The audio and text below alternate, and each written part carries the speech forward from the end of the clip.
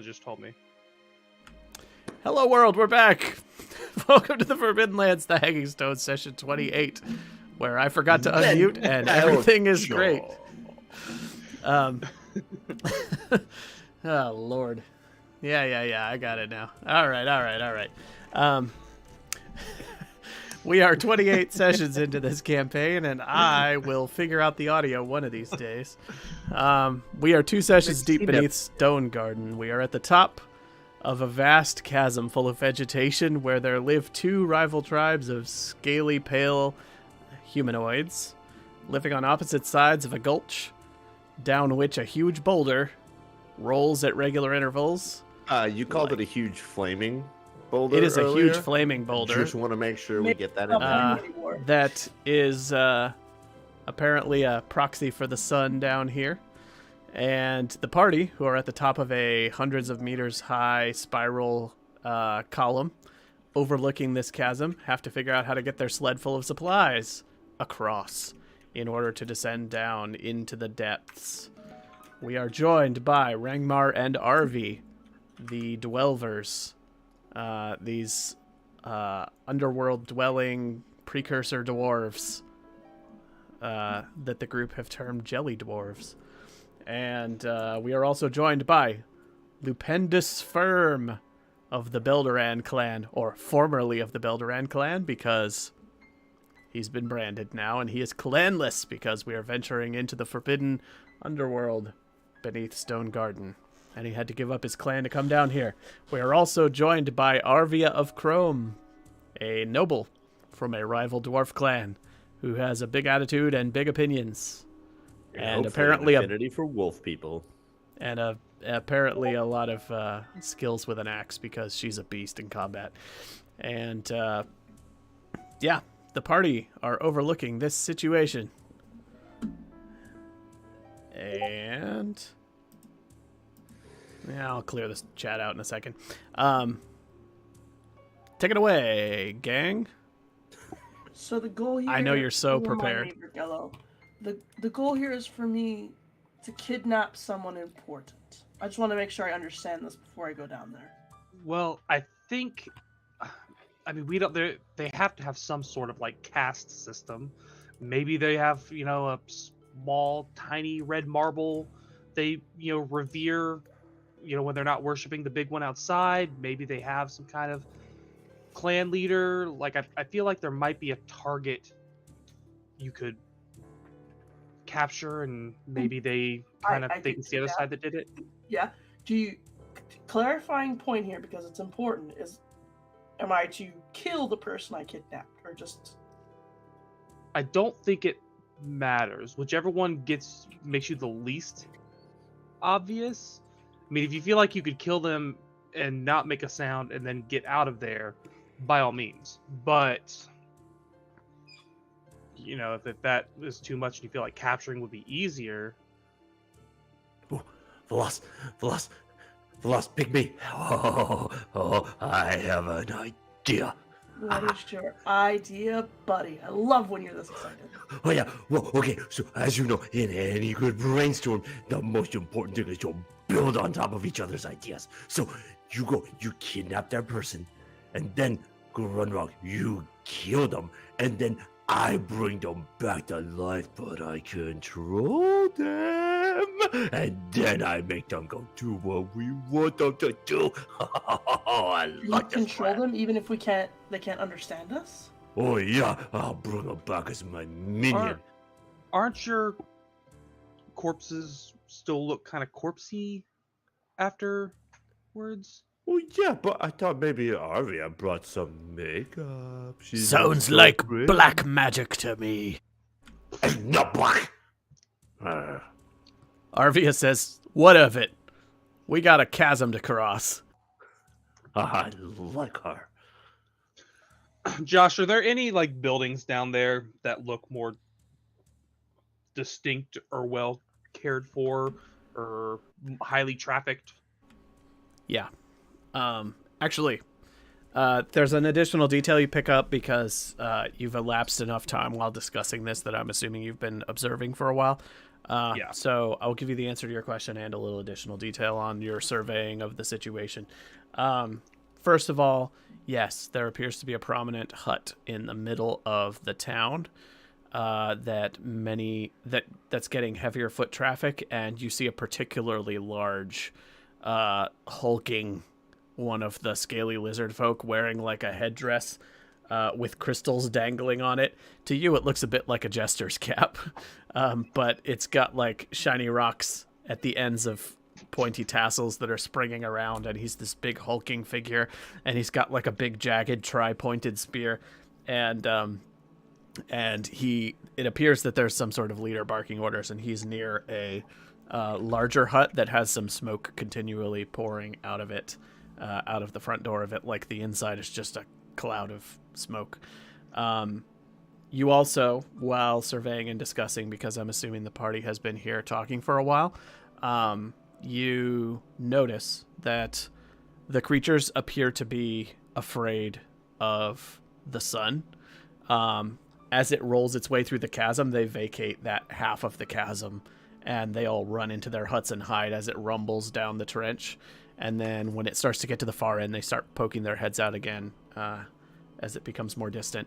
It does this very slowly. You would estimate it takes several hours to cross the entire chasm, but you do see that they don't seem to want to go anywhere near it. On both sides of the aisle, they seem to flee from it and give it a very wide berth and run back into their huts when it's near them. Does it seem like the vegetation, the closer to the rock, is like not like non-existent? Like I'm wondering if they're like running into their huts because it's too hot to even be that close to it. Seems like there's a scorched band in the middle where nothing grows, yeah. And then a small distance past that is where the thickest, luscious vegetation is. And then it sort of falls off as you get all the way to the far edges of the cavern. So it seems like this thing provides the light necessary for all this vegetation to grow, but very close to it, there's just like a scorched out band where nothing can exist.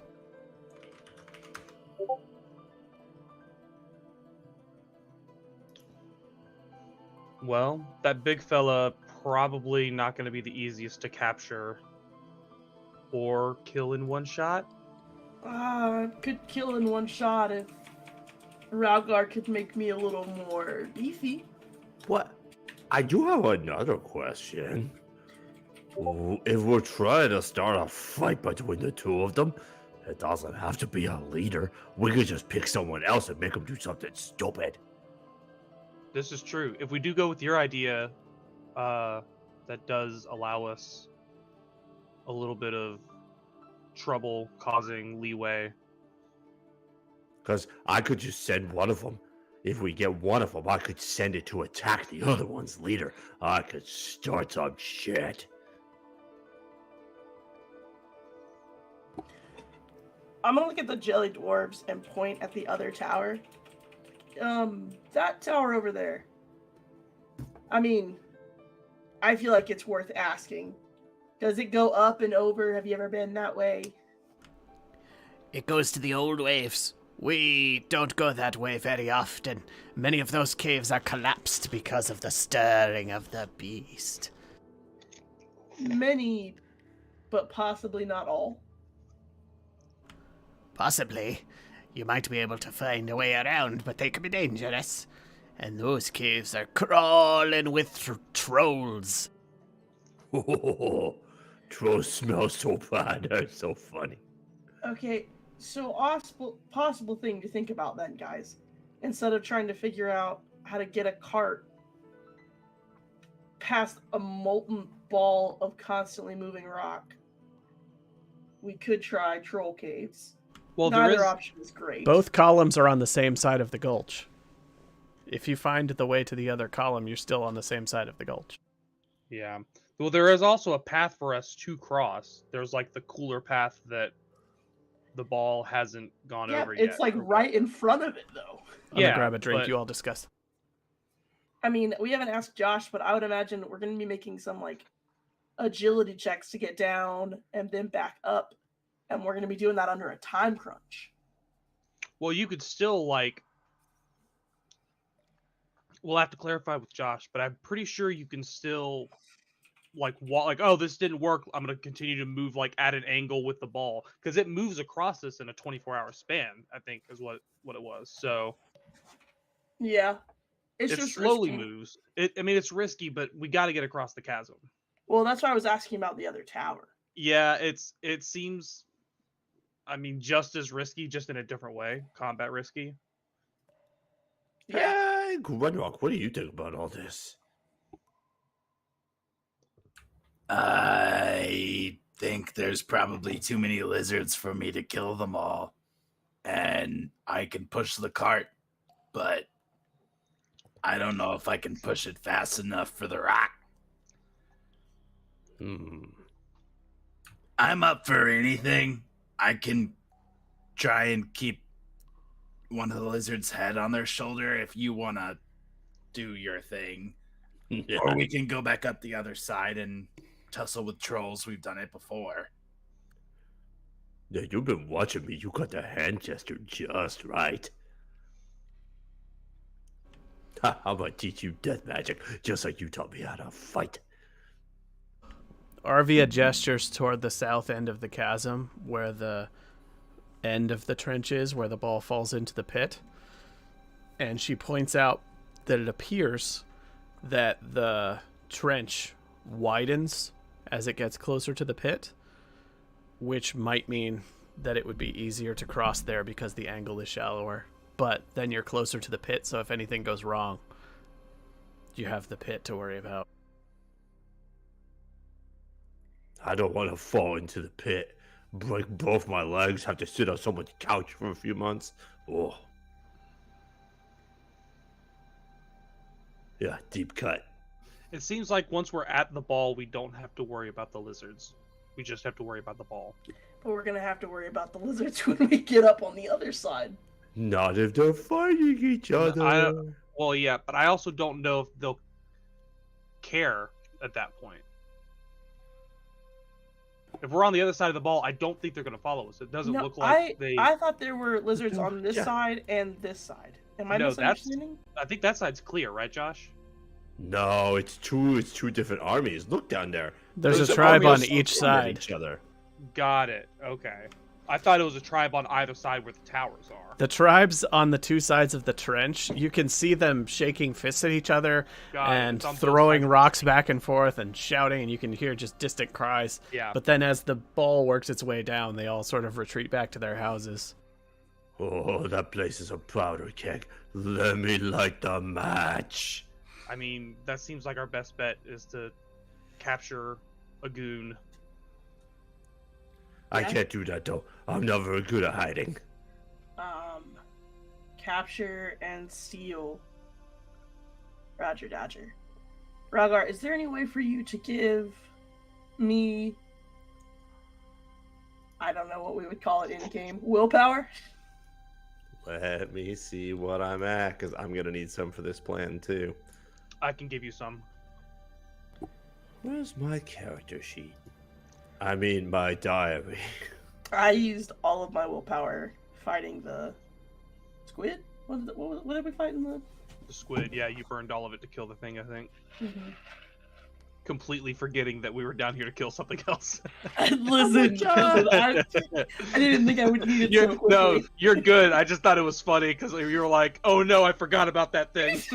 Oh yeah, we're also here to kill something else. Since you're asking about sneakery, I will clarify that there's a good amount of cover and places to hide because the vegetation is thick in areas like jungly, and there's also structures and things all throughout. It would be very difficult to smuggle your cart all the way across the chasm unnoticed, but an individual could have plenty of places to sneak and hide down there. It's not as open a chasm as it might look like on the map doodle. Veloster, are you open to investigating that larger structure stealthily before capturing a goon? Yeah, sure. Just Hey, in Veloster, case. how much power you need? Literally as much as you'll give me. Oh boy, that's a big ask. Because I gotta save some for next time I need to charge up too. Wait. Let's do this. I have 4. Yeah, I'll give her some. If I give 4, I can do no healing. Yeah, I'll give her some. Okay. Let's go back up to. We definitely want you to be able to do healing. Because Yeah. we don't know what the heck we're getting Yeah. into. And only Okay. one of us can Death heal magic. in a quarter day Dead from 2. intense what is it?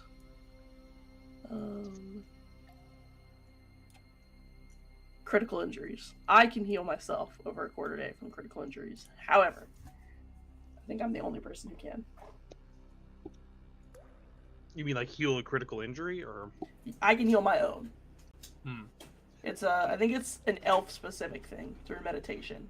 In a quarter day, I can heal critical injuries. I can't regrow limbs, but like if I'm stabbed in the stomach, as long as I have a quarter day to rest, I'll be fine. By the way, meta-wise, I'm at 2 of 5 empathy, so just don't expect me to coup de grace anyone. I'm Or good to. Well, that'd be the best time to coup de grace someone. Right? yeah, but you're used to killing people who don't deserve it, and some do. I'm not, so I would cry. I will not You cry. you recover easily from those. Your eyes turn all black and they hide your tears. I would cry openly. But the All smoke. right, we should get it moving. Yeah, no. Okay, I'm going James, to I'm going to Let's give do you 3 willpower. I'm going to use transfer, which is a spell available to all of the magical arts. So It that's a costs spell me- cast.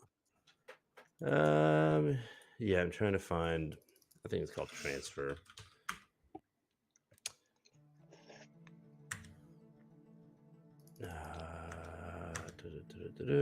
General spells, transfer, rank 3. Arm's length, immediate, ingredient, and drop of my blood. Oh, okay. You can use this spell to steal willpower points from others or to give your willpower to someone. The base cost to cast the spell is 1 willpower, and then you can take or give as many willpower as you want. So 1 willpower is going to get eaten in the process, and the rest gets transferred. Yeah. And then it's rank 3, but I'm also rank 3 in my death magic. That means you have the So- option to cast it. Let's Yep. see.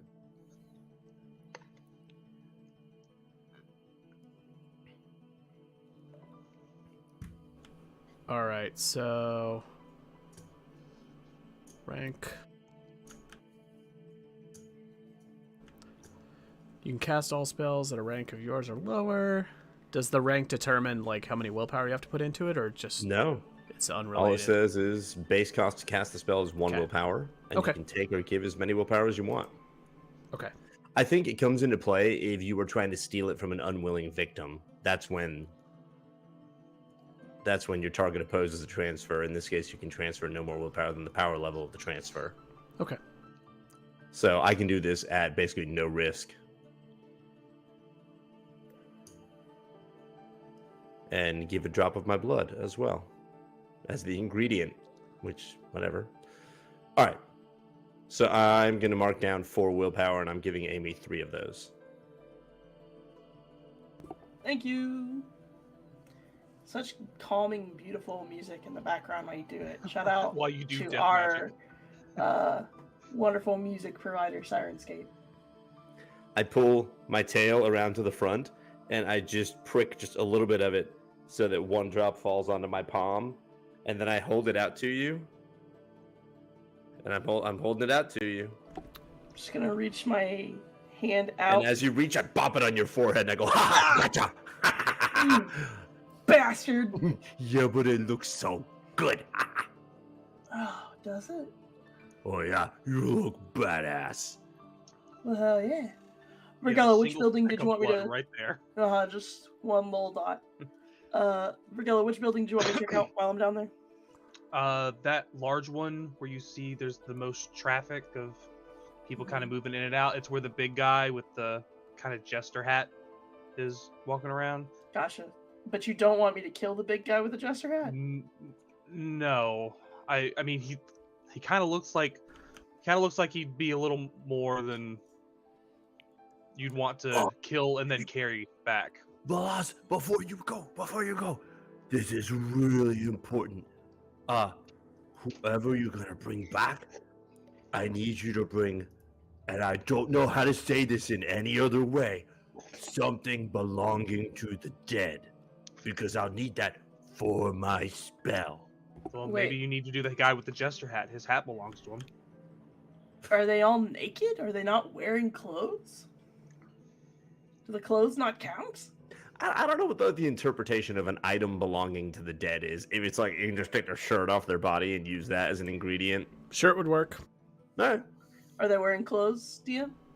Scraps of them. Enough that it would work for a spell. Would you say they Yeah. belong to the individual, or is this more like a communal, socialist? Everyone shares clothes. There's one central laundry pot. There's the scraps of clothing pile. You can take clothes off a guy. And Right, they It's belong fine. to. It's like, oh, they were a rental for the prom. Damn it. Virgil, what are you hoping for me to find in this big building? I'm hoping that you find something that this side reveres, and they'll get really pissed if it gets stolen Okay. as sort of a plan B. Sorry, you- can we back up for 1 second? Adam, how did you cast it without expending any dice? Or without rolling any dice? Because you should have to roll 1 die for the 1 power level, right? I'm happy to roll die, but I was. Where does ingredient and me being at the same power level come into play? Oh, ingredient increases the power level, but that does nothing for this And that's spell. weird because I'm not like generating additional willpower to give her. I can only give her willpower that I have. So why would I have an ingredient? Oh, power sec. level for someone's opposing my roll. I think so. 1 sec. Power Tell me how level many dice you increases want me to when you roll, use and them. I'll disintegrate some people accidentally. Using an ingredient increases the power level of the spell by 1, which does nothing in the case of this spell. Oh, also, what about that I spiky believe- thing that you put on your head with the gems in it? Because this is a spell. Does Somebody that- can does carry that it back cancel- into the previous. Yeah, I was gonna ask, does that cancel any spell that's cast, or is it like an active thing? Like a will What, of... the crown? the It seems crown, to yeah. interfere every time somebody tries to use a spell. Okay. Then yeah, we would carry it away from this. Okay. Yeah, Adam, I think that you'll need to roll 1 die to cast this. The ingredient will increase the power level, but that doesn't affect this spell, I don't think, and I don't think the power Cool. level plays into safe casting. It's a 2. Elric, if you have any input on this, let me know. It's a 2, you're fine. All right, everything goes off. Without a Hey, hitch. first time for everything. But you were transferring willpower to Velas, right? So somebody else has to haul the crown out while you do that. Yeah. Yeah, I tossed it to Grunrock. The trustworthy one. Okay. Yes. Yeah, That's Elric a chance. concurs that we're doing this right, I think. Okay. Cool. So, proceed. Sorry. Didn't mean to I'm derail gonna- your train of thought. I'm gonna go get my backpack back from Grunrock, and I'm gonna make my way down. Sweet. Do you want to leave the, Well, I got mixed feelings about leaving it because if it turns out that the big guy with the jester hat can cast spells, I feel like it'd be a helpful thing to have. my only fear is if he casts spells and you're trying to be sneaky and it... Oh, it goes Yeah. off. That's Yeah. fair. That's fair. That's fair. Yeah, your call. Your call. Just No. What's no, this I'll about a leave it. crown? Who said Just- anything about a crown? we're talking about backpacks here. This is my Anyways, sacred backpack. It was my grandmother's. Do you know what that means for an elf? This thing is older than your ancestors. Probably older than your god. I'm gonna hand it to Vergello, and I'm gonna start walking down. Arvia is eyeing it suspiciously and then seems to let it go. And Velas sets off. Velas, Oh. I make my way down. be sneaky. Don't be suspicious. don't be suspicious. Don't be suspicious. Give me a stealth roll. Be Be suspicious. suspicious. Be suspicious. Don't be suspicious. Don't be suspicious. Boss? You're losing your footing and slipping down and making lots of noise that's going to draw attention unless you want to push it. Immediately 2 damage to my agility. No. No skulls. No skulls. Those are ones. Those are ones, but those are not on the... Those are ones on skill dice, which never give skulls. Oh, well then hell yeah, I'm pushing it. I don't think that I have done that correctly. Well, maybe I have because I feel like I would have pointed Yeah, out. because it's always on skulls. Hurrah, a success! All right. Jesus, that is 2, 4, 6, 7, 14 dice and 1 success. And 0 skulls. All right, so you almost lose your footing and then catch yourself, and you actually slip off a ledge, but then you grab the lip of it, and a couple of little pebbles go down, but nobody turns and looks at you, and you lower yourself down into some bushes.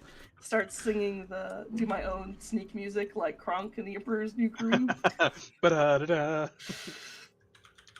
Snake. I'm gonna make my way to the big building. Okay, cool. Is it a tent? Is it like a building? Are there windows? Are you talking about the big building in the middle of town? Yes. Okay. It is a Bill's hut. gone.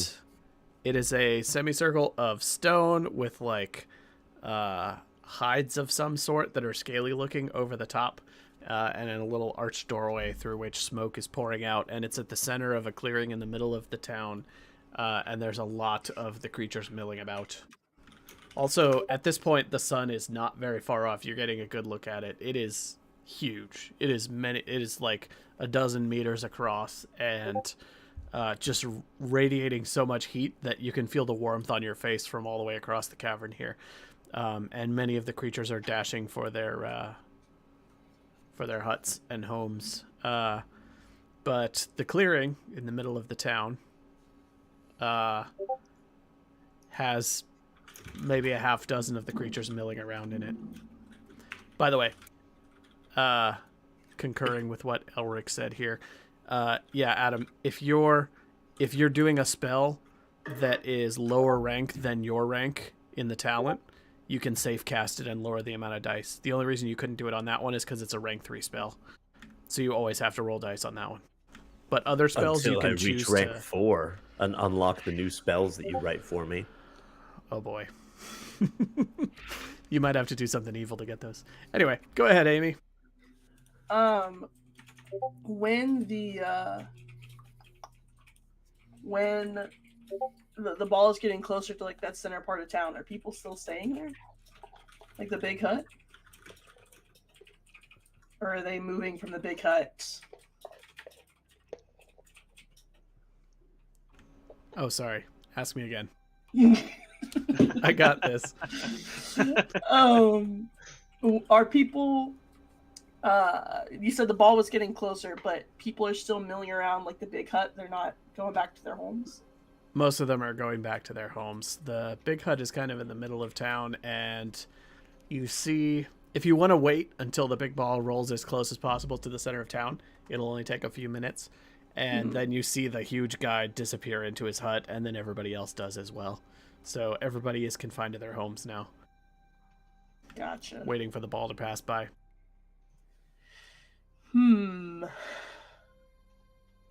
This would be a good time to assassinate someone, because everyone is in their homes. But the big guy is inside, so I can't investigate. I'll go ahead and assassinate somebody. Whatever is the closest hut to where I am. I'm gonna kind of like peek in or listen as well as I can, to see that there's just one person. Or do we have like windows or? There's only one entrance, no windows, and it has a wall of faint smoke rising out of the front of it. As you sneak up close to it, by the way, stealth checks take a penalty if you get within a certain distance of people. So if you want to go, you're sneaking across the clearing while everybody's hiding in their houses. If you want to go into a place or touch a place or whatever, right, you're it'll gonna have be to make another a stealth fresh. check and a -1. Yep. But you're getting close to it. You can smell some intoxicating smoke that is very sweet smelling, and you catch a slight whiff of it, and it smells like colors a little bit. And are they getting high in the middle of the day? And you can see that the inside of the hut is thick with that haze. So you can't really see inside of it to see if there's only one dude in there or multiple. Is there a roll that I can make to see if this is drugs and they're getting high? Is there like yeah, make a lore roll. I was like, is this lore? Is it insight? It's not insight? This is lore, not insight. Insight is for dealing with people. Oh, I don't know. Smells colorful. Smells colorful. I'm not gonna push it. That's unnecessary harm to my wits. I don't think you can push it anyway. Oh, okay. I'm gonna kind of wait just a minute till the smell is getting kind of super potent. I'm gonna pull something up over my face so I'm not breathing as much of it in. And then I'm going to, as quietly as possible, slip into the hut. All right. Go ahead and make a stealth out of -1 because you're getting close to somebody now. However, do it normal, no modifier, because you're getting a bonus for the smoke. Sweet. 2 successes. Nice. Yeah, you slip into the interior of the main hut. Your senses are overwhelmed with this just wild smelling smoke. You are slipping around and you see like a column here, some decorative art on the wall over here that looks like a bunch of crystals hanging in kind of a dream catcher sort of configuration, and everything you look at as you glance toward it and glance away seems to blur in your vision as it moves by, and you see the big guy in the hut, and he is lounged back on a huge, I'd call it a cushion, but it's really a big slab of rock. He's sort of laid out on a big slab of rock, and he's got a necklace with lots of clear crystals hanging from it, and he's dangling it in front of his face and going, He's very vulnerable right now. He's also very big. You'd venture to guess that this guy has 7 strength, maybe. He's a big hulking beast of a lizard with like gray scaly skin and a big heavy tail with and you notice that his tail has twine wrapped around the end of it, and he has like spiky rocks wrapped in the twine to make it into like a spiky ball that looks like it could be used as a weapon. And leaned up against a wall is a big spear with like a jagged, sharpened obsidian head on it that is not within arm's reach of him, and he's just lounging around and doesn't seem to notice you slipping about in the smoke. But make an endurance roll. Oh god.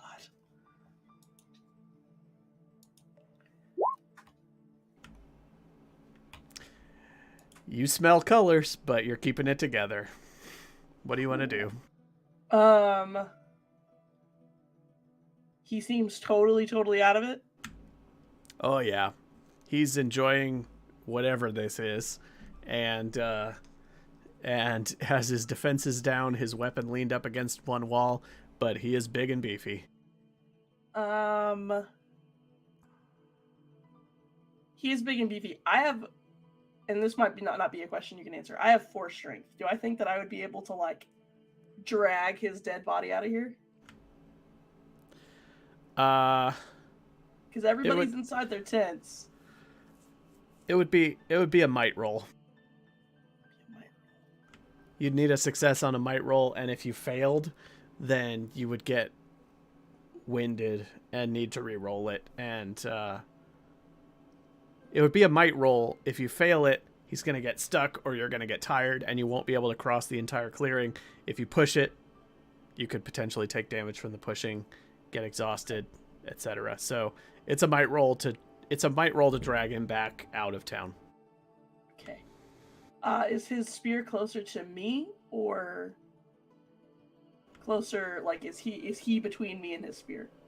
You're equidistant from it. You could get to it if you dash for it. He's got his guard down and doesn't know you're here. I mean, I would rather attempt to assassinate him. I was just hoping if it was between me and him, I could like move it. Would that require a fresh stealth roll? Moving the spear without him noticing? Yeah. Yeah. It would be another stealth roll. I'm gonna just go for a sneak attack kill then. All right. This is a... Hold on a sec. This is a coup de grace on a defenseless target, which is its own rules, so 1 sec. Mm-hmm.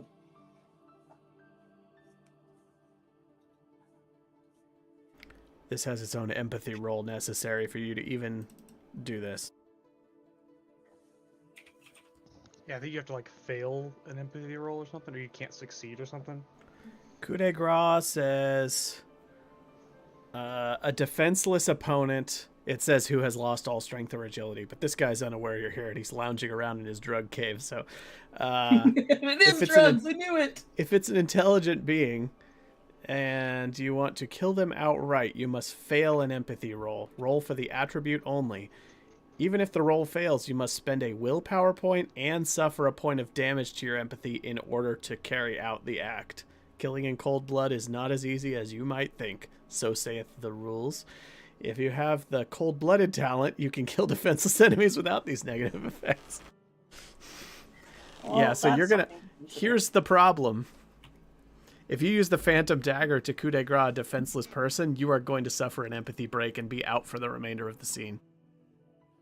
Because you will lose 1 empathy for the coup de grace and another empathy for killing someone with the Phantom Dagger. So you're going to have to sheath that thing and take him out with something else if you want to be able to do this. I mean, I've got a regular dagger. It's just not as good. F. You're just looking at him there.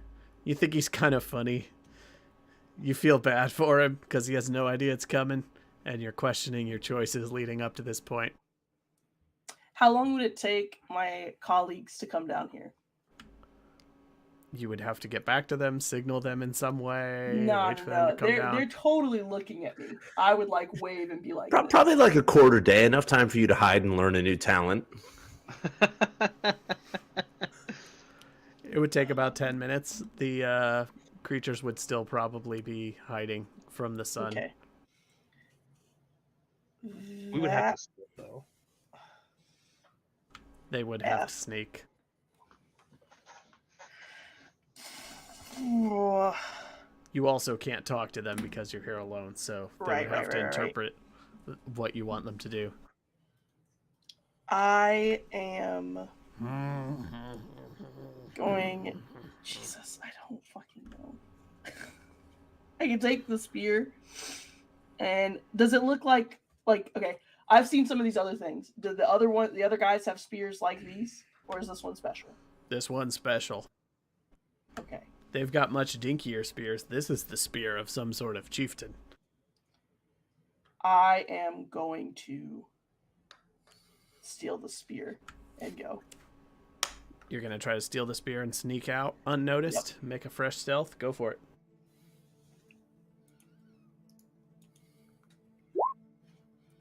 Jesus. 2 successes. You do it. Cool. You grab the spear. He's still going.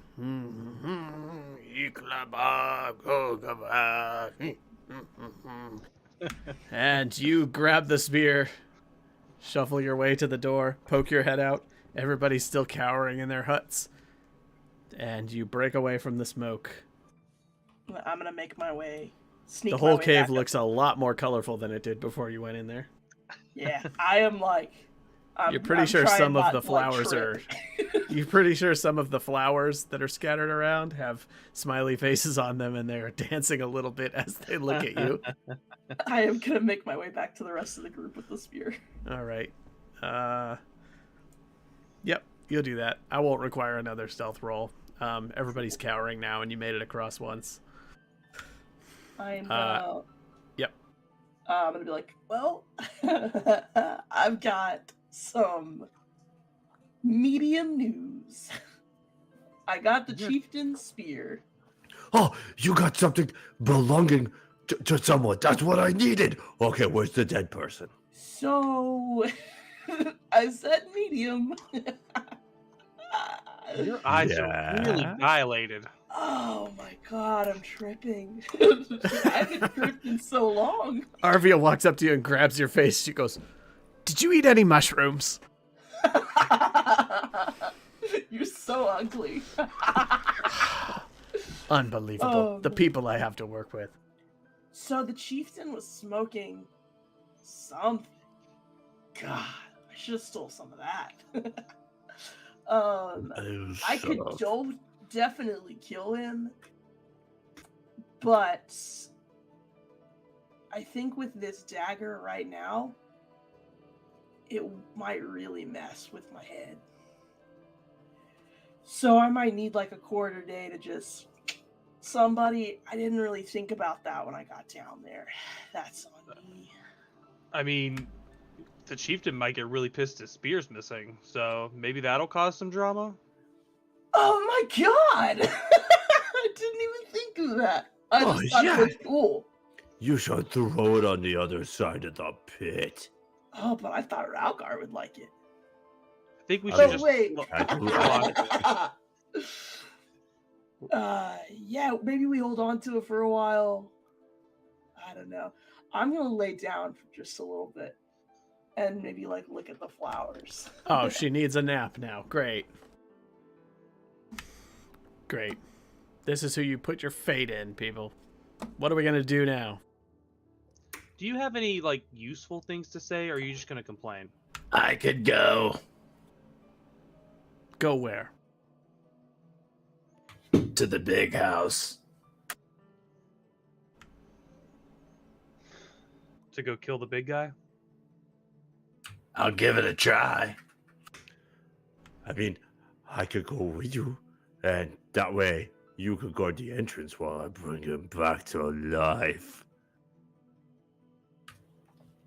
Are you good at sneaking around? No.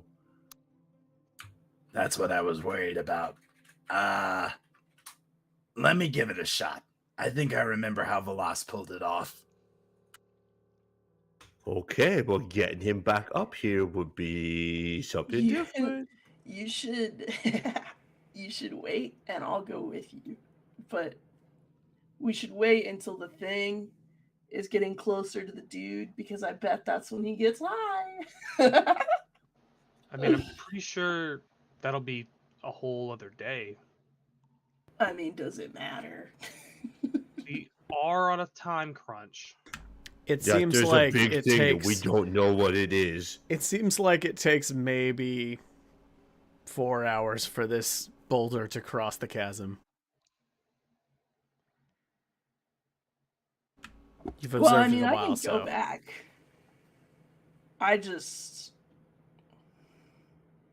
I'm not doing any of it. None of the sneaking or the killing. So I will leave it up to everyone else to decide. Gronok, do you think you could put in enough oomph to kill him in one blow? tell him how big he is. He's like...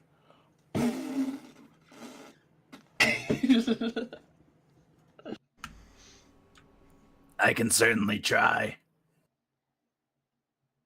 I mean, I'll go with you. And I'll show you his tent. And I'll stand right next to you. And I'll help you. You're talking need him to in a one stone piece? pillar. Grunralk's over there. Oh, shit! Ralgar, do you need this guy in one piece? I mean, no, but maybe try to bring all his pieces. I mean, make sure the important parts are there. If we're gonna send him to fight someone, he needs to be able to swing his spear. Understood. Velas, get me down there. Well, I mean, yeah, you can gut him. You could take his heart. I mean, yeah, whatever you want to do, just like maybe save his limbs. We're going back down. Not sure how comfortable I am with the company I keep these days. She goes back down. Who's going with her? Anybody? Or are you going alone? Grunrock. All right. You both make it to the bottom. You're still within the time window for this thing rolling by, but if you do anything time-consuming, any actions like prolonged searches or waiting out an event or something, the sun's going to go by and people are going to come back out of their huts. So you have a limited window this time. If you go in and do your plan and get out, there won't be any issues, but just keep in mind you don't have time for any prolonged actions, otherwise you're going to run out of time. So, stealths, one from each of you for crossing.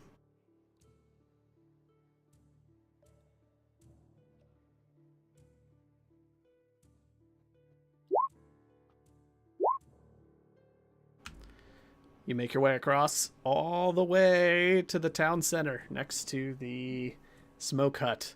Grunrock, you get a whiff of that sweet smelling stuff from the outside. It is lovely. Don't breathe too much in, okay? She says after going completely in there. All right. You're standing with your backs against the outside of the hut now, right next to the door. Oh yeah. You're not going to be able to talk. You're not going to be able to talk to each other. You'll have to signal. And you can describe your actions, but you can't say words to each other. So I can see this guy from here, right? No, We gotta go You gotta inside go to in. see him. Okay. Yeah. I want to go inside and get a better look at him and how he's If you positioned. want to get close to him without alerting him, you're going to have to make a stealth check at a -1. Are we still Anything making a minus past- one with the smoke? Oh yeah, the smoke cancels it. So it's a regular stealth check. So if you want to get in and get close to him, it's another stealth check. I'm gonna push Loss it. makes it. You made it. I didn't. I got a skull. Oh, sorry. One sec.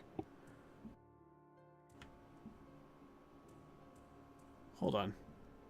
Are you I'm not seeing something the- different on the stream. So I rolled once with Grunrock and succeeded, but then I rolled to get back in the 10. Sorry.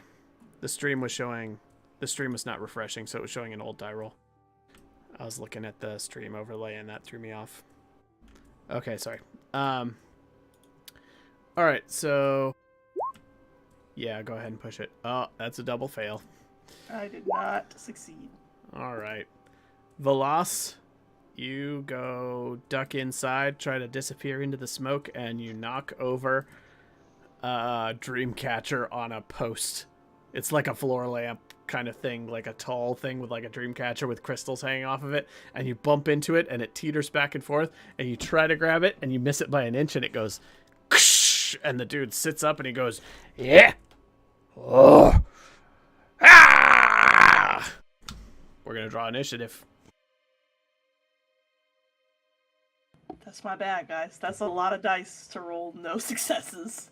Dang, I was hoping my stealth would go off, even if she got seen. First draw, Veloz. You go on Oh. 3. We don't know that Second. he's seen you. Draw. Grunralk. You go on 10. And drawing for the bad guy. He goes on 6. Veloz, you react first. What you do? How did I get Ralgar's card? Because he's not in the initiative. Yeah, he's Uh, not here. He's not here to claim it. Has he seen Grunrock yet, or is he like staring at me? Grunralk is not come in yet because he has not rolled dice yet. He Or did. he He's did. stealth. He got 1. He Okay. did. You went in first and got spotted, so that's going to happen before Grunrock can even roll. Grunrock is still outside. And you try to sneak in advance, scout it out, and immediately knock something over and make some noise. Grunrock is standing outside the door, and this guy just lets out a cry of anger. And you are first to take a turn. I'm gonna lunge at him and stab him. You will have to draw a weapon. I guess you Would were my coming in here dagger with the not intent have- of killing yeah. him. That's fine. Which We would can say work. you have your dagger. We'll have to specify in the future, though. All Okay. right, so, yeah, Scolded. go for it. Oops. Amy's character at the dice. Amy's character, the dice. This summer. He is prone to. Oof! What a roll! Christ. All right, one sec. One success. All right. You're not He very is- good when you're high. He No. sees you, and he's prone, but he's just gonna try to. Does the lizard dude count as a monster? Huh? Does he count as a monster? Uh, It's not for sake of like humanoid. experience at the end. No. It's extra dice. Okay. no, he's just Got a it. very large humanoid. All right. Yeah, he's just gonna take it. How much damage does it do? 2 damage. He has 2 armor dice.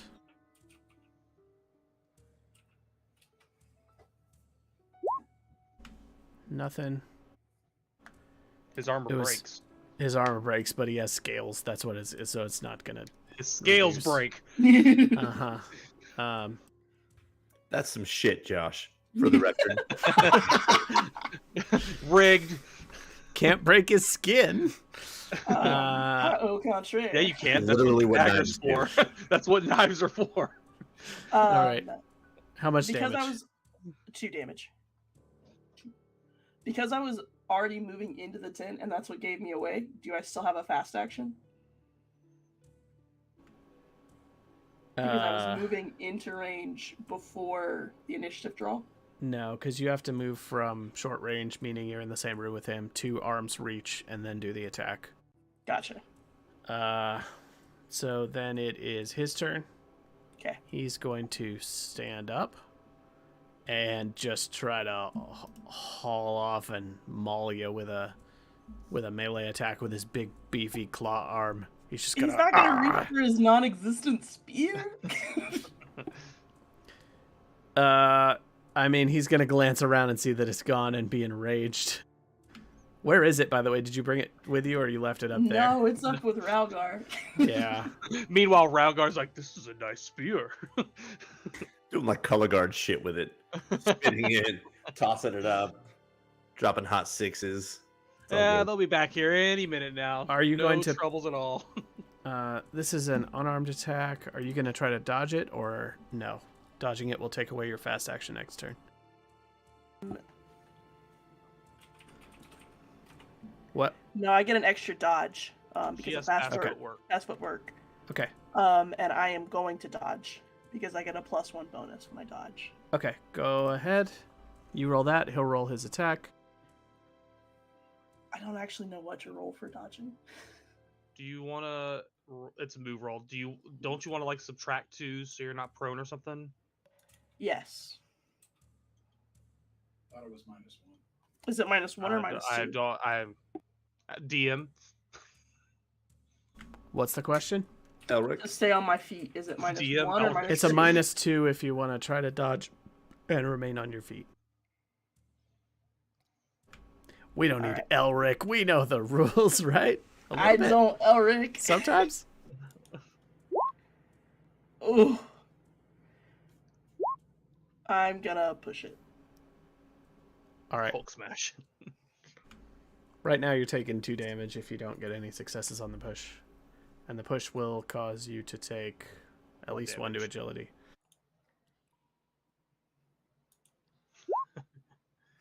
One success. Woo. All right, that negates Well- his success, so you take no damage. And You take 2 damage anyways. yeah, you take 2 to your agility, and then we are on to Yeah, Grunrock. that 3 Grunrock. willpower you gave me has turned into 6. Grunrock. You hear a ruckus. Is he still stealth?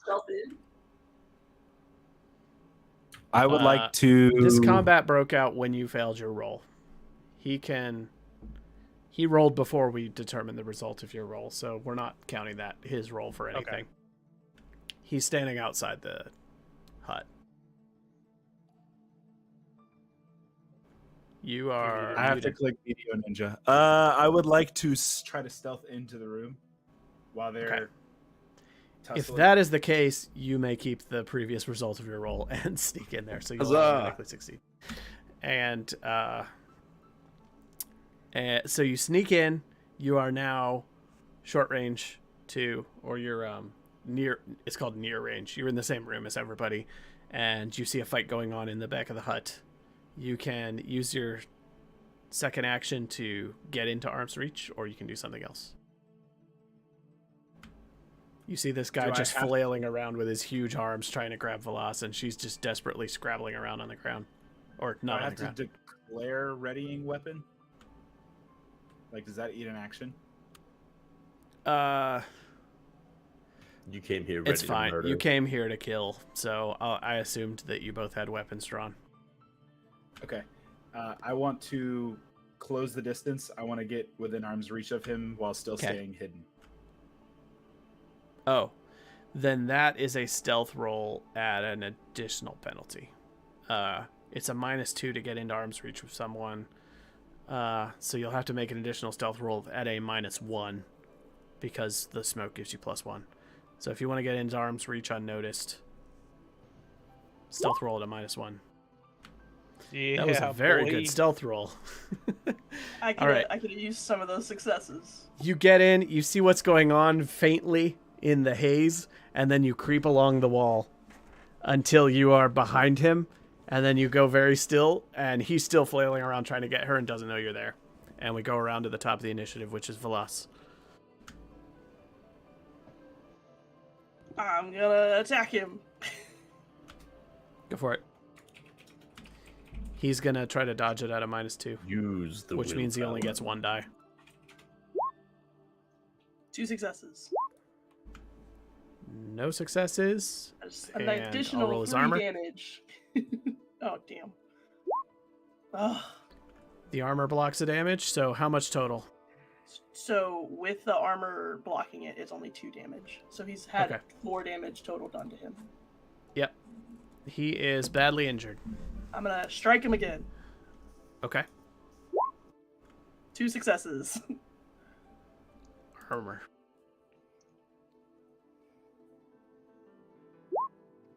So that is an additional 3 full damage. damage. He is down. You lose an empathy, God. and the Phantom Dagger sinks into him, and he. This whole event made a lot of noise, for the record. I'll take it to you. What do you two want to do? I don't even know that he's in here yet. I'm just black smoke like pouring out of my eyes. Just- Occasionally giggling. When I see him drop, I'll come out of the fog against the wall. Well, Holy shit! hello. I was fairly useless there. No, that's okay. This dude's heavy. Both of you make endurance rolls.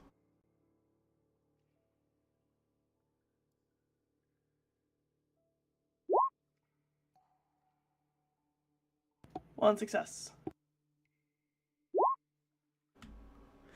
Jeez, Grunrock. Save some success for the rest of us. You taste color. Otherwise, you're fine. Will you stick your head out there? And just see if you see anybody coming. I'm hoping that because the sun is still close, we got a window. Will you stick your head out there? Yeah, I can do that. While move- Grunrock is doing that, I am going to look desperately for whatever is smoking to like shove it in my pockets. Not the stuff that's on fire, but I want more pot to smoke later. Grunralk.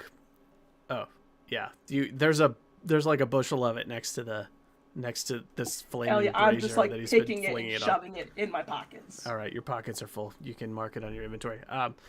Grunralk, you go towards the entrance, and through the haze, you can make out 2 forms approaching. They appear to be little lizard silhouettes approaching in the smoke, and they pause at the entrance. One of them tilts its head and goes, "Ito? Ito Bleko? Ito Bleko?" And he walks forwards, and he knocks on the entrance to the hut.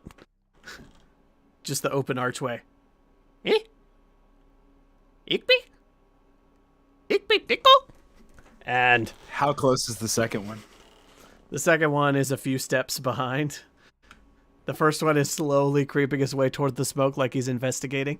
You see that he's wearing like long flowing rags, and he has like a long twig. When I hear them, I'm gonna like quietly through the smoke, try and sneak up on the other side, and just look at Grunrock and be like,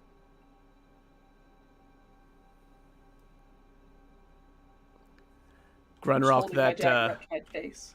that smiling mushroom is making a bunch of hand signals at you. I've always trusted mushrooms.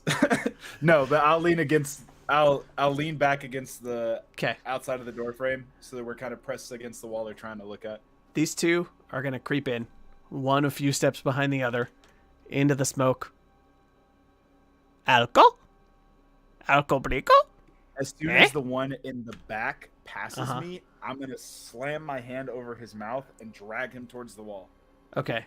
I'm going to grab the other one. Make a melee roll to try to grapple him. He won't make any kind of resistance since he doesn't know you're there.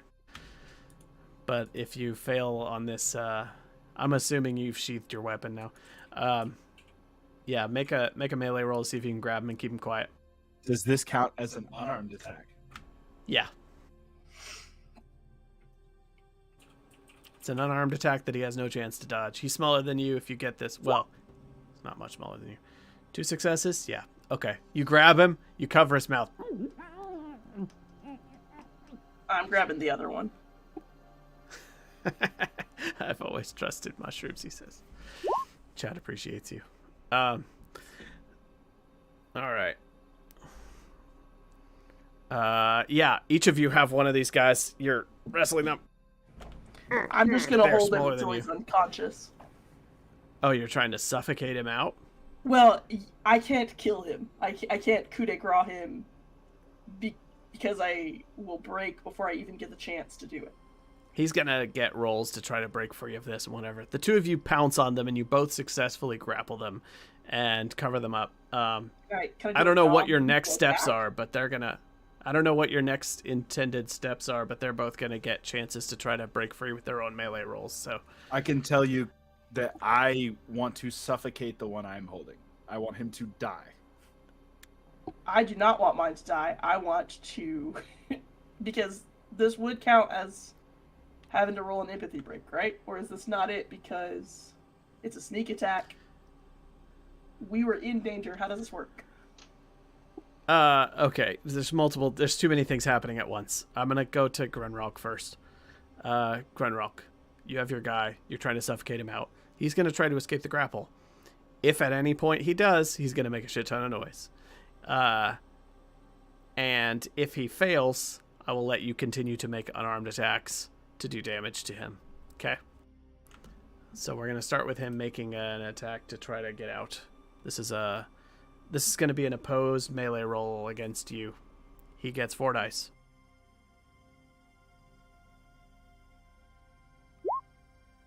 He got 1 success. Do I roll 1, or is that comparing off my initial? You roll 1. He's spending his turn trying to break free, so you're going to have to roll to resist this. Is this... So I have the Brawler talent, which adds +1 to unarmed attacks. Are all of these going to count as unarmed attacks, or do I just roll base melee? Just base melee. You're going to use that on your turn to do damage to him. That's a brutal roll. He's going to break free and cry out and make a lot of noise. Unless you want to try to push that with 3 skulls. In which case, he's going to bash you back against the wall and you hit your head and you take a whole bunch of damage.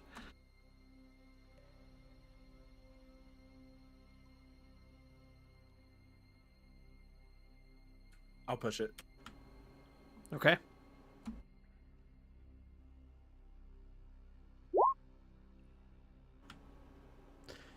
He bashes your head against the side of the hut. You take 3 points of damage, but he remains quiet and he remains held by you. You're down to 2 strength now. It's getting harder to hold on to him. Velas, going to you. Similar thing. He's going to try to... But my thing is, does this count as a coup de grace? If I were, like, while holding him, going to try and, like... No. Assassinate him? No. It says I'm only just if trying to kill him. only if he's helpless or whatever. While Okay. I'm, like, holding my, like, hand over his mouth, can I, like, slit his throat? He's going to try to break free. It's his turn. So melee roll first. It's his turn, so he's taking his turn. Yeah, he's gonna make a melee roll to try to keep a grip on him.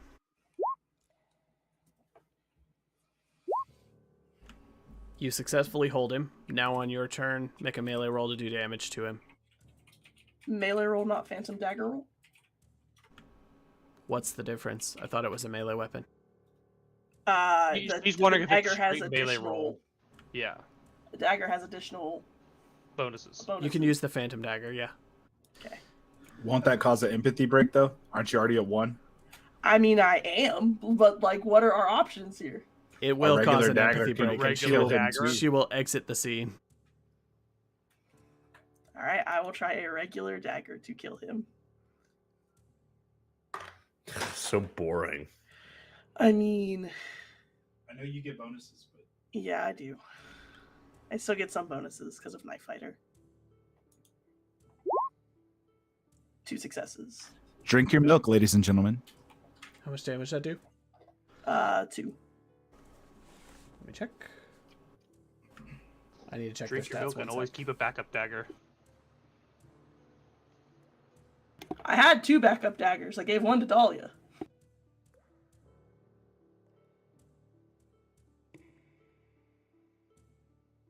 Still better than when I only had 1 Please hold. dagger and a kitchen knife.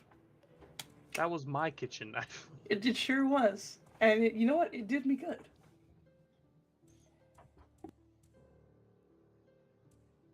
I don't remember whose chest it got plunged into, but still did a good job.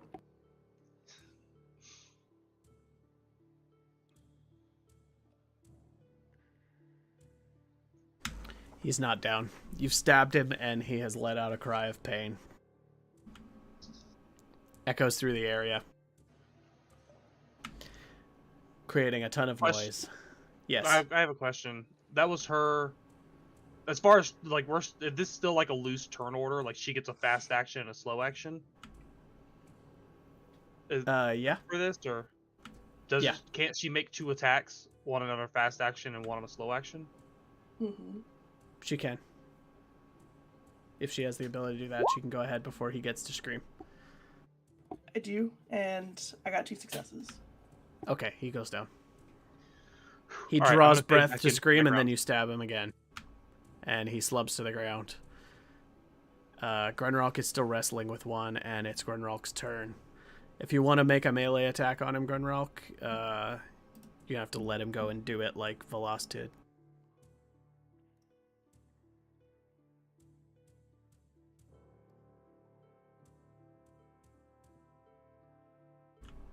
What would you like to do? Yeah, I'll make a melee attack on him. I know I have to let him go to do it. Okay. Oh. While grappling, you can perform a grapple attack, which is a punch, kick, bite, as a fast action that cannot be dodged or parried. So you can make an unarmed attack against him while still holding him if you want, or you can let him go and you get 1 swing with a regular melee weapon, whatever you prefer. I'll keep him grappled into the unarmed attack then, Okay. because I get a +1 to that anyway. Okay. Go ahead. Make her unarmed.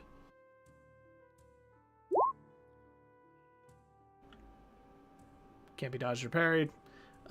He has now bashed your head against the wall and dealt 3 damage to you, and you have hit him back for 2 damage, and he's not down. You're both beating the hell out of each other while you hold his mouth shut, and he's gonna make a melee roll to try to break free on his turn. If he succeeds, he will yell.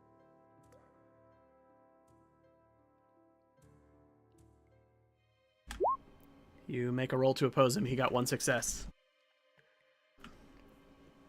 And you're at a steep penalty now because of your head wound. He got 1 success, you got 1 success. Does he have to beat you or tie you? 1 sec. I think it's beat you. I think we've been held captive, but I could be wrong. Hey, Elric! Just kidding.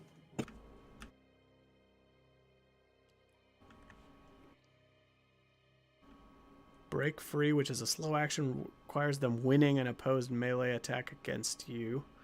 So does tying count as winning? No, I think tying. I I mean, don't like count tying winning as means winning. you have to beat 2. Check in. Almost got it. You know, To it win feels an like opposed roll, you have to successfully roll more successes than your adversary. Yep, he remains held. Velas is up. I'm gonna go plunge my dagger into his chest while Grandma holds him. Alright. Is he helpless? Is this an empathy thing? No, What? no He's way. fighting us! You kill him.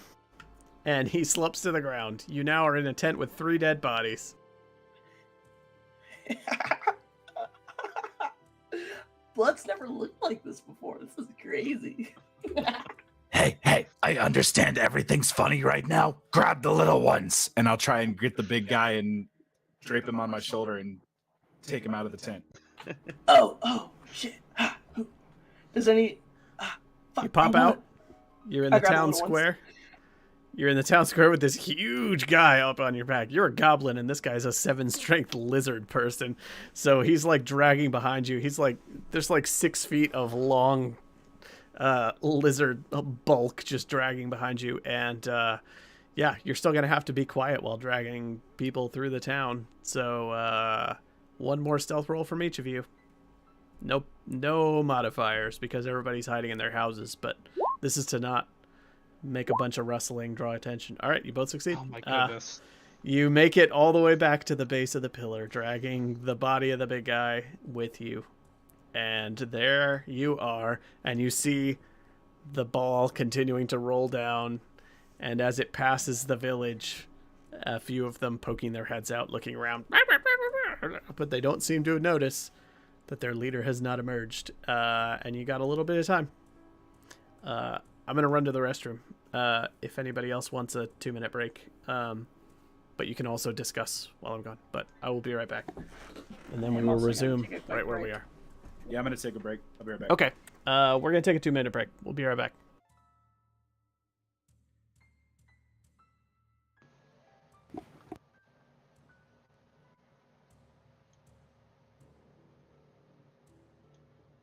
All right.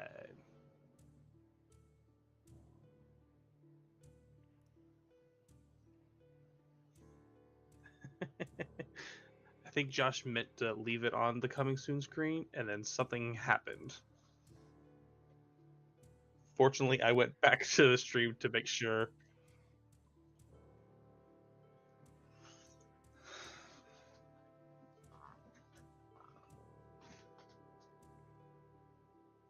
Yeah. So how are you doing, Elric? Thanks for helping us out whenever we have a random rules question and we're all digging through the PDF. By the way, that's always helpful.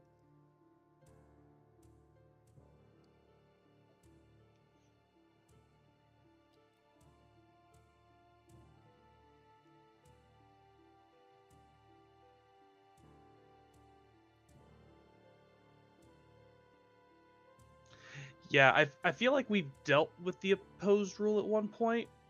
I don't know, maybe Amy was right whenever we were being held. And I know some games like the aggressor always wins ties, or the like offense always wins ties, or defense. Like they kind of switch depending on the game you're playing. But I feel like I kind of remembered that you had to like beat the roll.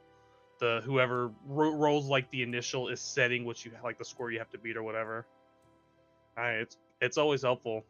I literally have the PDF open in Adobe, and like whenever someone asks a question, I like try and scroll to where it might be. But I mean, I love tabletop games in general. So whenever Josh sent me the PDF, I like read through the whole thing just because I'm a giant nerd. It's a fun game though. I like the D6 system.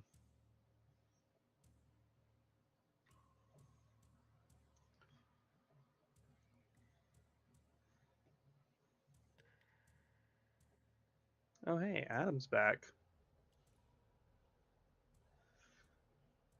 Adam, Josh tried to put it on the coming soon screen. He did, and then it clicked right back off. So Everyone saw my ass crack. yeah. I hope they enjoyed it. It's not attractive. Oh, I made sure that they clipped it so we could save it for later. Fuck yeah. I'm gonna set it as my phone wallpaper. What are you eating? A Chips Ahoy cookie. Oh, I have cheesecake here sitting next to me that's calling my name whenever I finish digesting my noodles. Hey Josh, remember how you set it to the coming soon screen? I did not. It What did you all sit down and say something no, you well, shouldn't? it said coming soon for a split second because I flipped over to see what it looked like, and then it unsaid that. Oh.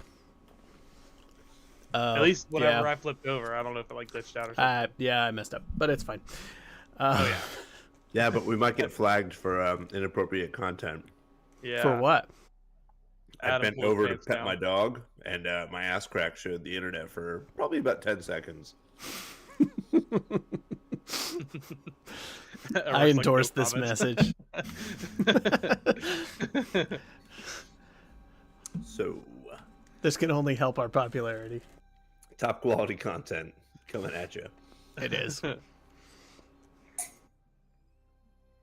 Well, I wish I hadn't given Amy all that fucking willpower. I can give you some. I'm gonna get some back. I think she earned herself a few, didn't she? Well, oh, she may have.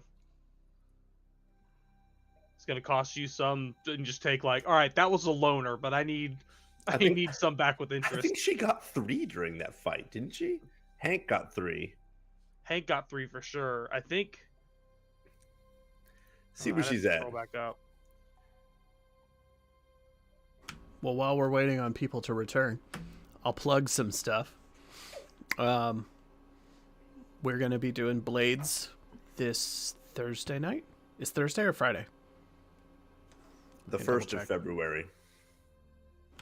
Thursday night this week, we're Thursday. going to be doing Blades with Craig again. And I just finished my 2-week game jam, so I'm back to prepping Ars Magica. So sometime in about a month, I'm going to be doing some Ars Magica. Yeah, the only person from this set of players that's going to be in that is Bill. He's going to be playing Ars Magica, as well as my wife, Jessica, who's not been on stream yet. So that's coming up. We've got... and I'll plug my Game Jam game. Go check it out. We made a ridiculous game about sheep for the Pirate Software Game Jam. It is called You Are Doomed, spelled EWE, because it's a pun about sheep. It's on itch.io for free. It is a ridiculous prototype game that we made in 2 weeks. Mount Vesuvius. Vesuvius? Vesuvius? Alright, I get it.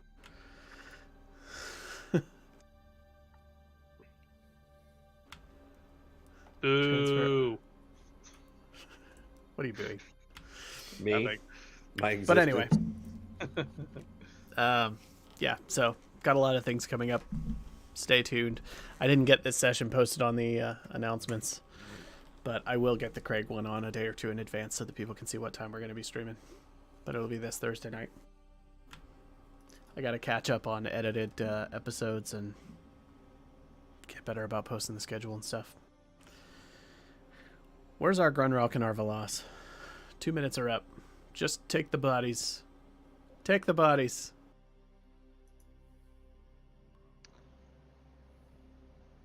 Every time Josh was like, they scream.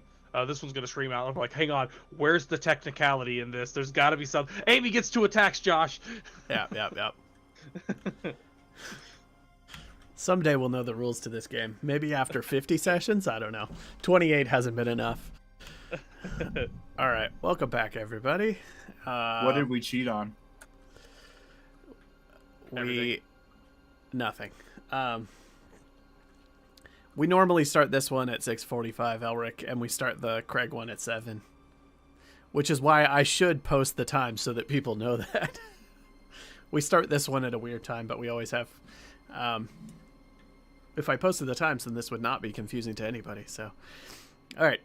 So when last we left our heroes, they have defeated the big lizard guy and dragged his body silently out of town back to the base of their tower and signaled up. We didn't make it to the top of it. We'll keep going till we're Oh. at least halfway. Yeah, it's going to be a hell of a haul, but that's fine. I mean, I just feel like the bottom's maybe not the safest spot. You maybe want to just drag him around to the backside of the tower on the first leg of the spiral, because dragging him all the way up is going to be endurance rolls, and it's going to make people tired. You don't want to drag a hulking lizard body like 150 meters up a tower. I am not dragging a hulking body 100 meters up a tower. Grunt rocket. Run rock would be. I'll store him behind the pillar. Okay, On the first and wrap up. they signal down the rest of the party. Arvia's like, I can't believe they did it. She's looking around in disbelief, expecting a horde of lizard people to come raging over. Oh, Solo. We have somebody in chat that's been playing Solo Forbidden Lands, which is a thing. You gotta let us know how that is. Yeah. We have a Discord, by the way. It's linked in the About page on our YouTube and Twitch. If you ever want to come chat with our group. We have a public Discord where people can come chat. I'd be curious to hear how Solo Forbidden enough Lands to play stuff goes. solo. It'll be fun. We want a play-by-play of your solo campaign. I want to know what's going on. Hex on mute. I'd cheat my ass off if I played this game Right. by myself, 100%. I bet we're Mine gonna is re-roll Scoot's that. up close stealth. You mean- No, but like I'm wearing a cool coat, so like straight roll, right? You mean on session 28, if you botched a roll and an entire tribe of lizard folk descended on you, you wouldn't just be like, I made that roll. Well, the only person you're cheating is yourself. I'd still call Josh to say like, "Hey, can I do this in my solo games?" Mm-hmm. All right. So, yeah, the party regathers further down the tower with the body of the leader Hey, lying in and a heap. the two little ones. You drag both of those. All right. Yep. Our hunters have returned, carrying The their... last thing we want to do is leave bodies behind. They all Uh-huh. need to come with us. All right. So, Whether the dog can animate them all or not, they can't be laying there. Arvia looks down and she's like, all right, I'll give you this. You're effective killers. What are we going to do now? How many things do I have to kill before you just say that I'm just great at my job? This is the part where a This is miscast just invalidates our whole plan. This is a giant squid and a lizard dude that's big and two lizard little ones. Like, I know you don't appreciate our methods, but I mean, like, we're just all around badasses, dude. Why are you talking like that? Why is this a laughing situation? I You've got just some taken big 3 lives. road. Velas, go take a nap.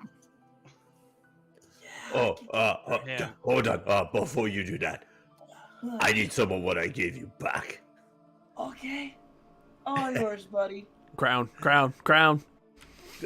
Someone moved on. I have the bag. I'm already stepped away. In fact, yeah, go ahead and take that thing away for a while here. Are you doing a I'll ritual? away Putting with it on. Wait, is this a ritual, the transfer thing? Or is it a I regular don't think spell? so. I'm going back to it. This is when I'm John- asking because rituals take a quarter day, which would be like a whole It's sun immediate. cycle or whatever. It's immediate. It's immediate. Okay, However- just checking.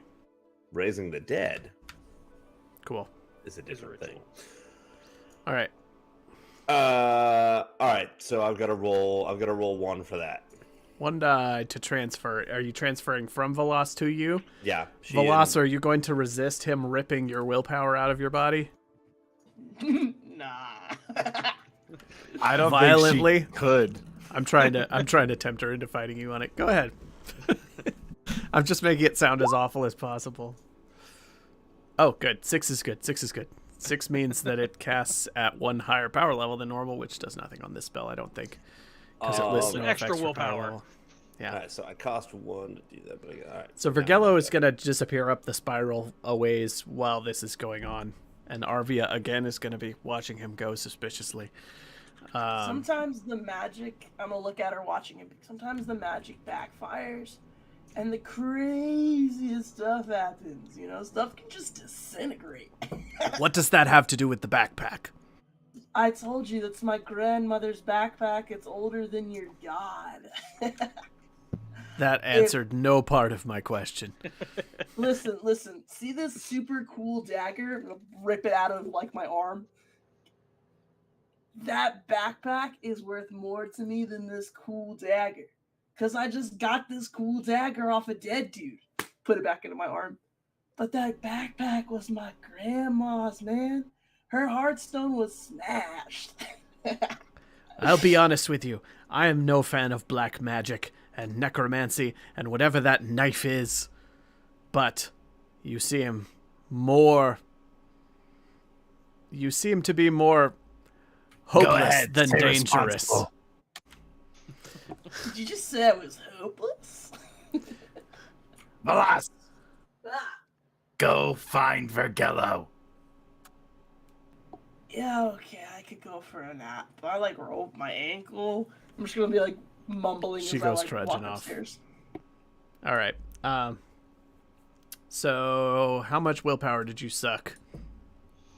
What's your suck number? How much suck? She gave me. So I spent 1 to do the spell again, but then she gave me 3, so I gained 2 back because I need them too. All right. Cool. So she loses 3. I gain. She loses 2. 3, you gain 2. Got it. All right. Now what? And now the fun part begins. Okay. Everybody, this is going to take me a bit of time. So if you want to have a rest or I don't know, do anything, you should. If you want to see something that's really weird, you can watch. If you don't want to see it, get out of my way. I'm gonna go take a nap. I am going to Vergello, and I'm gonna grab the backpack and like put it under like my stomach like a little pillow, and I'm just gonna like pass out. Lupenda says something gloomy like, I suppose this is our lives now. And Arvia says something moody like, I'm not even going to ask questions anymore. Just tell me when you're done. And the Dwellers, Rangmar and Arvi, look at each other, look at you, and Arvi says, camp on a ramp. Got it.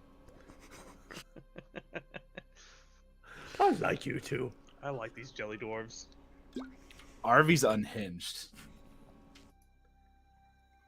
All right. Well, at the risk of They've been grinning ear to ear ever since you stabbed those lizard people.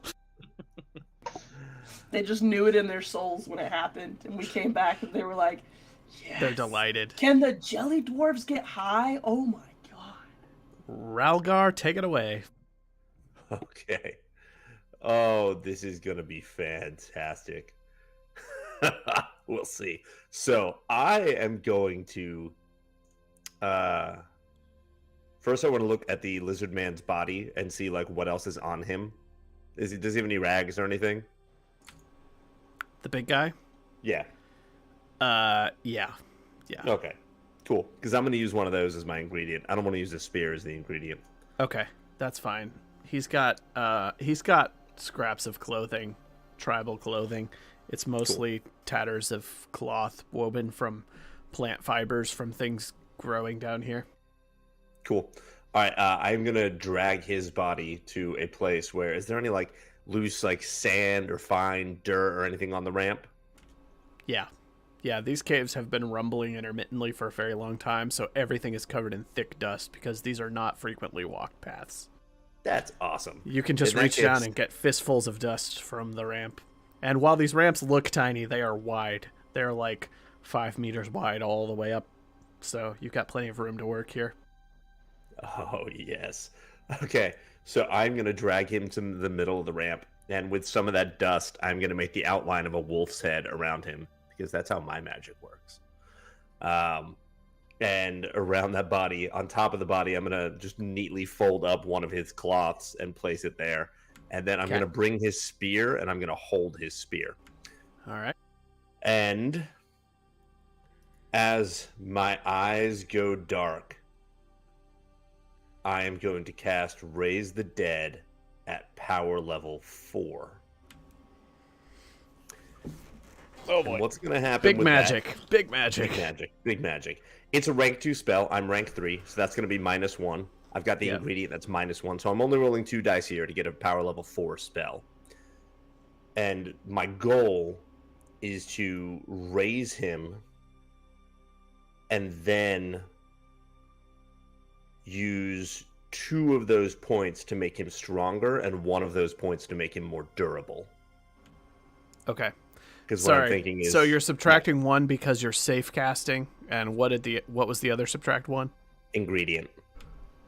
Ingredient. Oh, right. So you can cast it at 1 higher power level without Yeah. spending the. Oh, is it without spending the willpower, or is it 1 less dice? Let's get this right. I think you roll dice equal to the power level, but the ingredient lets you raise the power level without spending the willpower, I believe. Ooh, cool. All right, still going to do that. We're going to roll 3 dice. Yeah, it's going to be 3 dice. You get to spend 1 less willpower. Just for anybody watching, if he gets any number of 6s here, the spell becomes more powerful. If he gets any number of 1s here, something random Shit goes happens. wrong, up to and including his character getting in trouble. Permadeath. Yeah. So this could be fun. Yeah. All right. Well, let's see how it goes, and then I'll help you with the stats. 3 dice, big spell. Here we go. Whoa! That was a sick roll. He gets to cast. He casts the spell at 2 power level higher than he was casting. What was it? Power level 3 before? So it becomes power level. 4. So now It was 4. So power level 6. Yeah. this is a power level 6 cast with no consequence, and he maintains complete control, which means you get to resurrect. What's the name of the spell Make that him you're smarter, casting? too, at this point. This is Raise the Dead. And I'm like sub-vocalizing a howl here because I don't want to make noise, but it's important that that's a part of my magic. And my eyes just go completely black, and then you see just specks of white like stars appear in them. And the same thing happens to the creature laying on the ground. Its eyes go black, and the specks of white come in. And instead of it standing up, it just like from its heels just shunk back up. And let's figure out the stats for this, because I've got 5 extra points to assign. You tell me to what it. effects you want to add to the thing. Hell yeah. So what's the name of the spell? Raise Dead? the Dead. It's under death magic. All right, Raise cool. the So Dead. you tell me what added effects you want, because it says the undead has the same strength as it did in life, which is 7. Agility is decreased by 1, no lower than 1, which is going to be 1. And it has no wits or empathy. So it's at strength 7, agility 1, and no empathy. It's like it's a killing machine. it's almost like that. And let's see. You can now... A rank 2 undead can be enhanced in one of the following ways. Strength, smarter, durable. Rank 3 undead gets 2 of the above effects. Rank 4 gets 3. Rank 5 gets 4, and so on. Note that the strong and durable effects can be chosen multiple times over. Yeah, they can. So wait. It was rank 1 base. You casted a total of 6, so you get 5 upgrades. And I sure do. Smarter can be chosen once, strong and durable can be chosen multiple times. So Yeah. So we're going to use one of those points on Smarter so that I can give it a little bit more of a complex order, because I feel like this task needs a little bit of autonomy. And then I'm going to give it 3 points of strength. And, well, no, we're going to get this done because it takes a quarter day. And then how long does it stay alive? I think it only stays alive for the next quarter day. that's Unless I what make it durable does. Durable says Duration it's spell is- quarter Yeah. day, but Our every goal is point to you get put across this chasm in this next quarter day. So I'm just going to put it all into strength. I'm going to make a freaking killing machine. Okay. So you are So- going from strength 7 to strength 12. 11. One's going into smarts, and then strength 4 11. going into strength. It's strength 11. It is smarter, which says it regains some of its lost mental capacity in the form of wits and empathy, both they're both going to be at 1. And then it's going to, and it says it can answer questions about its life, both before and after death, but it often has an unclear sense of time and can be very forgetful. It obeys its maker and can perform slightly more advanced tasks. All right. You have a strength 11, agility 1, wits 1, empathy 1, zombie of a lizard chieftain that can answer basic questions but has very little sense of what's happening. It doesn't speak our language. It's not here to answer questions. But I'm going to assume, though, that through my magic, it can understand my commands. It can. Cool. So that takes a quarter day. So if you want to have everyone else do quarter day stuff. I will tell you. Okay, anybody who wants to take a quarter day action, like spending experience or doing things like that, speak up now or forever hold your peace. Aside from that, I will say that the... Okay. Yeah, I would. rest if you I want. would like to rest. Yes. Okay. I think now we're at like nighttime or something. We left at like morning. I think it's been like 2 quarter days, maybe more. We've camped twice. Soon you're going to have to make food and drink rolls. I'll say when you get across this chasm, or at the end of this next quarter day, we'll do food and drink rolls because it's been long enough. But the giant sun orb takes about 4 hours to traverse the length. And when it falls into the pit, the background noise of the huge smoldering orb that's been crackling and roaring as it rolls its way down goes silent. It falls into the pit, and you never hear it hit the bottom. And shortly thereafter, that huge lava lake at the north end of the chasm starts bubbling and just belches forth a new sun that starts slowly rolling down the ramp. And then the noise returns. You didn't even notice the background noise because you were immersed in it for so long, but everything went very quiet briefly when it fell into the pit. And then a new one is conjured from the top. And Ralgar? Gather the gang and tell them what the plan is, I guess. Okay, is everyone feeling better? And I look at Velas, I'm like, Am I still high? That's a Josh question. No. Cool. Did I actually sleep? I'm all... Yeah, you're all Jellied better. up. You had very weird dreams, though. I'm not gonna lie, I haven't dreamt so strangely since I picked up this poisoned medallion. But, I mean, all in all, I'm ready to get back at it. and did you save some for later? Oh, buddy. And I'm just gonna, open up my backpack where I shoved all of the drugs and be like, I've got so much for later. Oh, yeah. Okay, everyone, you gotta get ready, because here's what's gonna happen. This is my boy Fred. Well, that's what I called him, because he's look at him, he's a Fred. I'm gonna send him over the cool part, and I point to the part where the boulder has the coldest part of the path, as you defined to us at some point. That there's always a point that's a little bit cold. I'm gonna send him across the chasm, and I'm gonna just tell him to kill everything he sees. We're gonna try to start a war, and hopefully, when they're all fighting, we gotta be ready to sneak across. Does anyone have anything else to do before we gotta go? RV raises his hand. Yeah, Harvey, yeah. We're just going to go in the cracks. Goodbye, everyone. We'll see you on the other side. Yeah, you will. They slurp back into a tiny hole in the pillars, and they are going to have no part in this. Meanwhile, Arvia is just nodding like, yes, and Lupendus is like, let's go, let me at him. And Arvia's going to pull Ralgar aside for a second before you go start this plan, and she's like, I just want to set some ground rules here. Oh, I serve okay. Huge. Yeah, safe word. Oh. And Huge would never approve of such hideous, dark magic being used on dwarves. If you ever try to do that, she gestures at the big lizard guy, to a dwarf, Yeah. I will be forced to take your life. You know what the best part about this is? If I ever did this to you, you wouldn't know. Okay, let's go have some fun. You walk off and leave her seething. That's a good clip-worthy moment.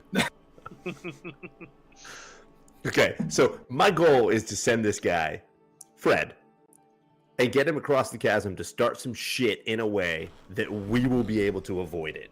Yep. So, and I'm going to tell him as well, just to make this clear, because he's a little bit smart. On your way, do not stop and talk to anyone. Do not answer any questions. Your task is to get across the chasm. because And start fighting. Because the giant rock is near the top of the chasm now, that means that in front of it, around where the town is, there is currently a passable section where the trench is not smoldering as hot because it has been the longest since the stone passed there. So, if you can clear out the town square, you can probably slide through it as cover and make your way across the ditch. But the ditch is steep there, and you're going to have to maneuver the sleds from one side of it to the other like a giant half pipe.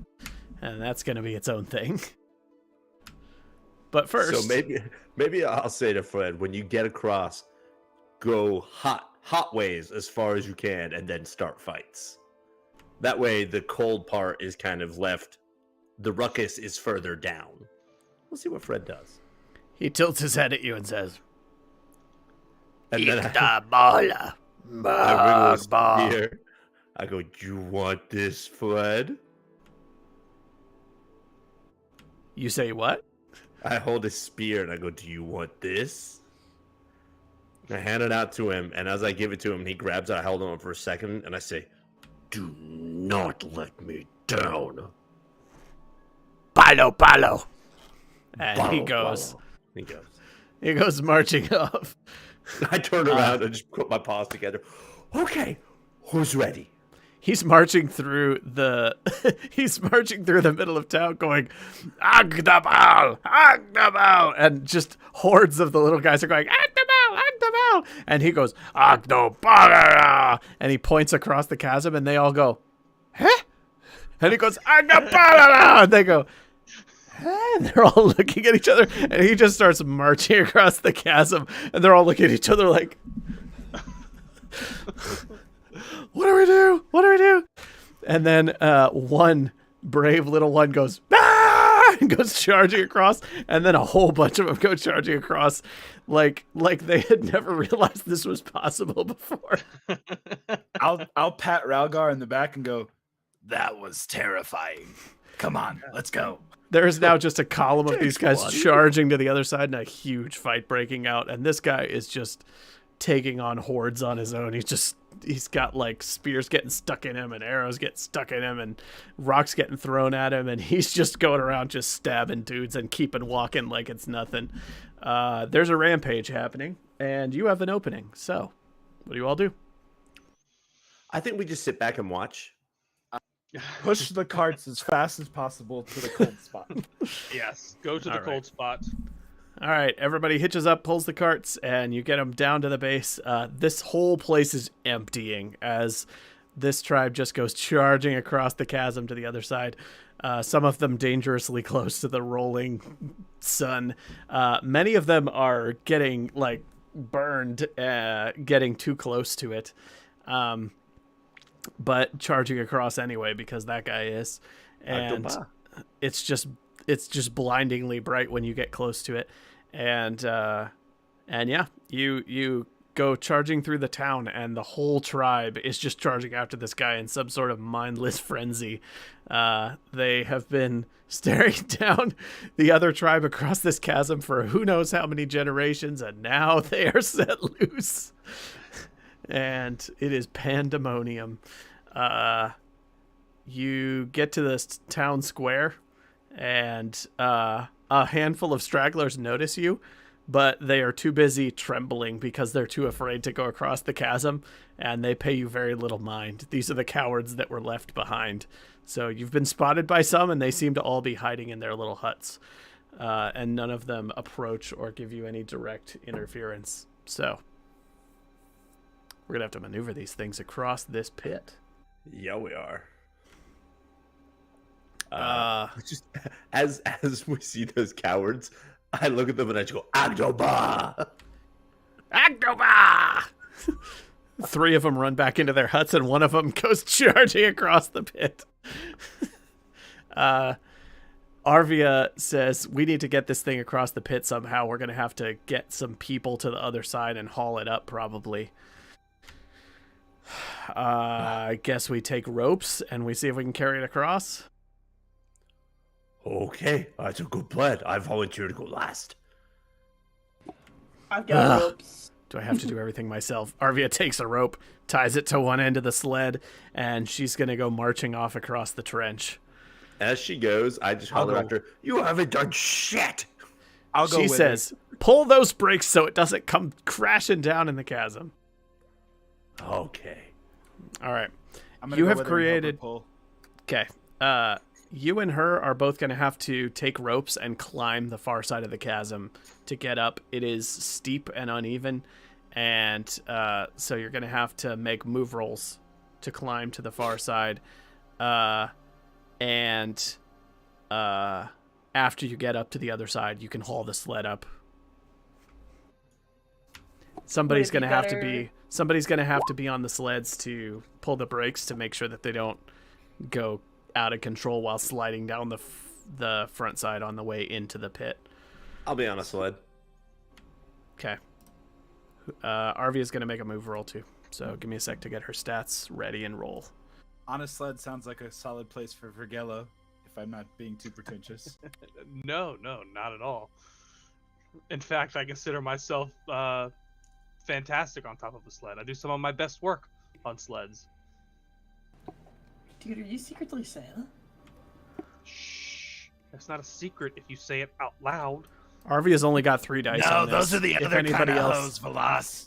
If anybody with more than 3 dice on a move roll wants to brave the I will. crossing. I have 4. I have 8. Arvia's not very agile. She's just very, very tough. So getting up that wall is going to be tough for her. She might do better riding on a sled. I'll do it. Or would it be better to have do we need another move roll in the back? Or just Whoever goes across is going to have to haul up a sled after they get to the other side. So it'll be helpful for somebody to be good at both move and might. I've got 4 my 8 move. Can anyone do better than that? Nope. I've got 3 my Grunrock's 4 move. Grunrock's probably the inverse. Yeah. All right, I'll go then. All right, 'Cause make a Grunrock move is roll. there too. Arvia will stand on this thing like it's a chariot and brace I'm for gonna push war. that. Oh, boy. All right, yeah, give it a push. All right, you take an agility damage and you get up the far side. Now you and Grunrock are on the far side. You're going to have to pull up these carts one at a time. You can combine forces on each of the 2, and so you can pull up one together, pull up the other together, and you're going to have to get 2 successes on each of them for their 0 friction rails to get up. And if you fail, then you might lose your grip and it goes sliding off down the... I'll hold the brake. Okay. So we're both rolling a might roll. I'll be prepared one, to and then pull we the brake. both roll a might Okay. for the second. Is that right? Mhm. Yeah, Okay. both of you roll a might roll now. You need to combine 2 successes from the 2 of you.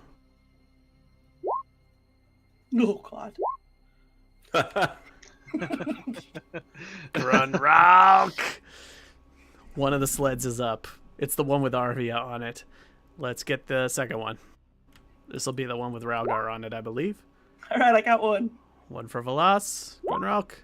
Oh, yeah. All right. You've hauled them both up to the far side of the chasm. There is a war happening all around you. And Ralgar, you still see your guy just going. The enemy tribe is being utterly wiped out. There are bodies littering the fields as far as you can see, just strewn all through the brush and the old ruined husks of buildings, and your guy is just going around, stab, stab, and he has arrows and spears and things sticking out of him from all directions. But this is a This is a tribe of small lizard creatures where there is a 12 strength, just hulking monstrosity leading one side. It is a tilted fight, and his side is just utterly wiping out the enemy tribe. And you have a clear path to what appears to be a tunnel to the southwest, beyond the edge of the town. Hi, Valas, do you want to loot any of these bodies, or should we just go? I mean, based off of what was on the other two little dudes, I'm gonna guess there's not a lot. Yeah, So let's just I think go. that's a good idea. I really wanted to loot the other office, but we ran out of time. Hey, Sorry. pretty good war, though, right? Huh? Oh, yeah. This is no time. Keep going. I feel like I should be concerned about the impact of this, but What? They I live didn't under even know the- these things existed before today. yeah, but you just kind of upended their entire society. I mean, Not to a be very fair- good society. To be fair, that's kind of what dark magic does in the first place. That's kind of its purpose. Oh, stop calling it dark magic. Dude, you literally like eyes turned black and I saw stars. Like it doesn't get much darker than that. I mean, just stars, but it's life magic, just in the other direction. Yeah, Yeah, but Hey, they'll hey, reverse stop life your magic. quibbling. What is that up ahead? what is cave? Cleveland? At the farthest edge of the Sun Valley is appears to be a closed stone gate with a hole in it shaped like a huge metal heart. Next to the gate, a statue of a dwarf kindly stretches its hands outward towards you. Above the gate is an inscription in Dwarven. Arvia looks up. It says, "Let hands unite. May warmth of love open the heart's door." Uh-oh. I hold Blood Rock's hand. I squeeze. I'll I hold it turn you back. around and pull you tight. What doing about it? me? I'm gonna jump on Ralgar's back. What's happening? What are we doing? Well, it was worth a shot. I'm still I'm gonna- holding onto his hand though. I'm gonna stick my hand in the hole of the gate and try and is there like a latch? It appears to be an elaborate locking mechanism that would require a very large key. Can I try and pick the lock? It is unpickable. It is huge, and it is made with an ancient technology.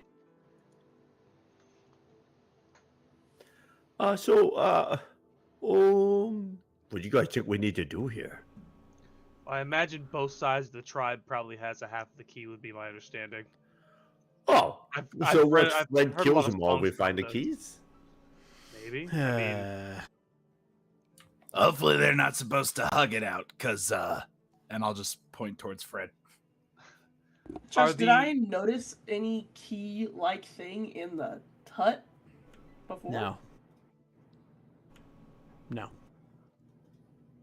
What the? Do I see the jelly dwarves? Are I they was on about the to other ask, side? Are they? They've nearby? I not was they've gonna call not out. made an appearance yet, no. Is there a similar hut on this side of the chasm as the other side?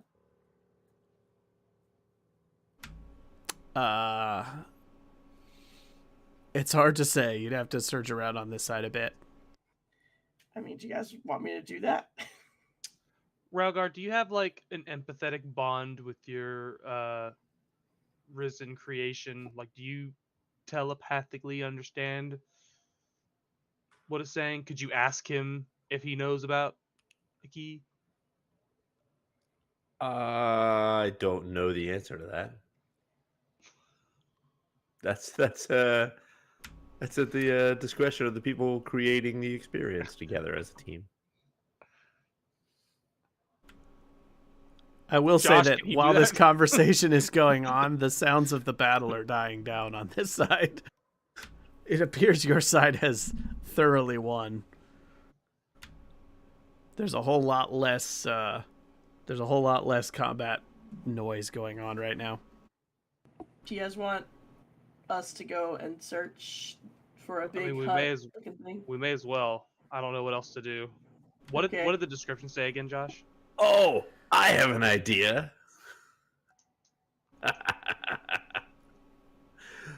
So the battle is kind of dying down.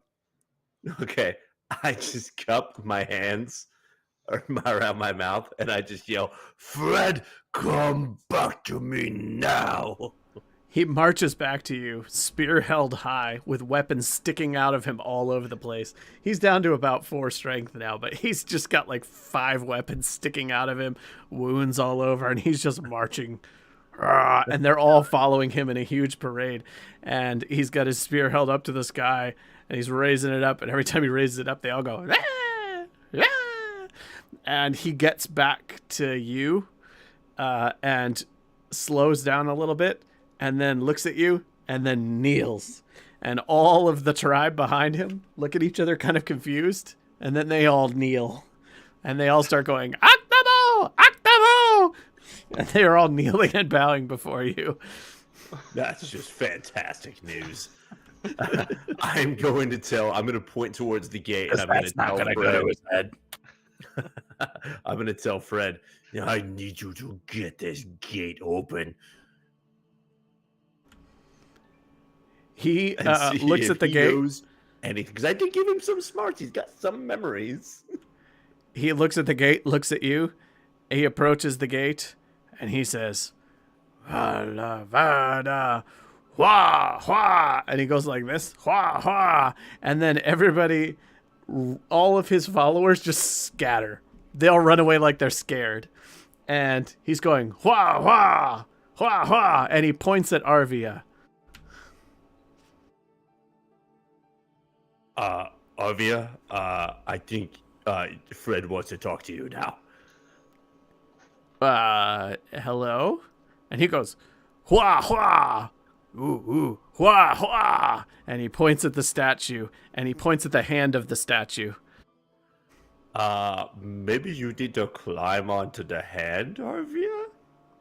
Maybe you need to The high hand's not five that it. big. This is Why don't you this hug is a the slightly statue? oversized statue, but it's not that big. Huh? Just go embrace the statue, Arvia. Or give it a crisp high five. She's like, I have no idea what the hell's happening. She walks over to the statue. She gives it a crisp high five, and the hand turns about 10 degrees from where it was. And she grabs the hand and realizes it can kind of swivel. She's like, eh? And she turns it a bit, and it pops off. She's holding the hand. Oh, pass it down here. Pass it down here. Huh? She And hands I'm it to gonna you. take it and try and use it like as a key on the gate. Does that work? It's about the right size, but it doesn't fit at all. And he goes, hua, hua, hua, hua, and he points at the torch that Vergello is holding. Apparently, I'm holding a torch. Somebody has to be. Yeah, I guess so. One of them. Vergello, he's doing his best. Just, I don't know. He points at the flame. He points at the flame on the top of the torch, and he says, hua, hua. And every time he says hua, all of the little guys just scatter in different directions. And then they slowly creep back out. I'm gonna move the hand towards the torch. He goes back to kneeling before Hua? Ralgar. Wah. I'm gonna Hua. warm it up by the. I'm gonna warm it up by the fire and then press it to the gate. You warm up the hand by the fire. Yeah. And then All right, press you it on warm up the gate. hand by the fire, and it starts to, as it heats, it starts to bend and contort into a different shape. And Arvia goes, memory metal. This is dwarven technology. The hand you has can a. remember that, but you couldn't remember to actually do it. Arvia, when are you gonna be useful? Wait, Do let you her remember? explain it. Do you remember? She just goes stomping off. She finds a little member of the tribe and just chops him down. You know, No. And the chieftain goes, Wow. and then goes back to looking. Wah. And everybody else who's looking to him for signals goes, yeah, wah. I turn to Grunlock and I just go, just wait till see what happens when she sees who's down here. Yeah, The hand- that's what I'm worried about. The hand contorts until it is twisted in a strange heart configuration that somewhat matches the lock. I don't know what to do after this point. I'm gonna shove it into the keyhole. Yeah, you It are. fits in flawlessly. And then you turn it, and it opens the gate. As the gate creeps open, there are no little dudes to be seen. They have all fled far from this place. I turn. You know what? Fred's coming with us. I mean, may as well. Why not? I mean, yeah, until he expires. Why not? Come on, Fred.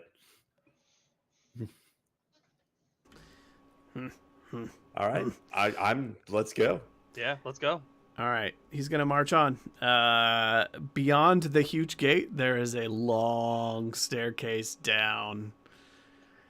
You have no idea how far beneath the ground you are now, but it is much farther than you thought was even possible. Cannot believe there are more stairs. I'm getting so sick of stairs. Are the jelly dwarves around now? Yeah, they're going to pop out of the cracks. Oh, You did hey it. guys. How did you do it? Yeah. Oh, this is Fred. Oh yeah. Say hi, Fred. Hey, you should Fred be thankful. says- He killed like half of those guys. Fred says, "Hi." Oh, Fred, that was so good. Man, it We're all sucks going to to be be gone for devastated one when this day. thing drops. down. Right. It's gonna Fred drop is at a just- Really important I'll moment. remind you, Fred Go has get him, weapons. Fred. Fred's- Fred is like a porcupine of weapons, and he's shambling hard. Yeah, you've left his tribe behind, and you descend down a long flight of stairs that reaches a landing and then doubles back and then goes down another long flight of stairs and goes and goes and goes and goes and goes down, down, down. You walk downwards for like half an hour, and eventually there's a little archway up ahead with a rich but not unpleasant smell wafts across your nostrils as you approach this arched doorway. Stepping Do through, I you know what that smell is? can, yeah, Mr. Smell Guy. This smells like fungus to you. This smells like mushrooms, maybe. All right, I'll just keep that to myself. Okay. Or I'll turn to Veloz and go, oh, there might be more drugs down here. One can only hope. You step out into a vast open chasm. An oblong cave stretching as far as the eye can see, filled with large mushrooms growing like a forest on the floor.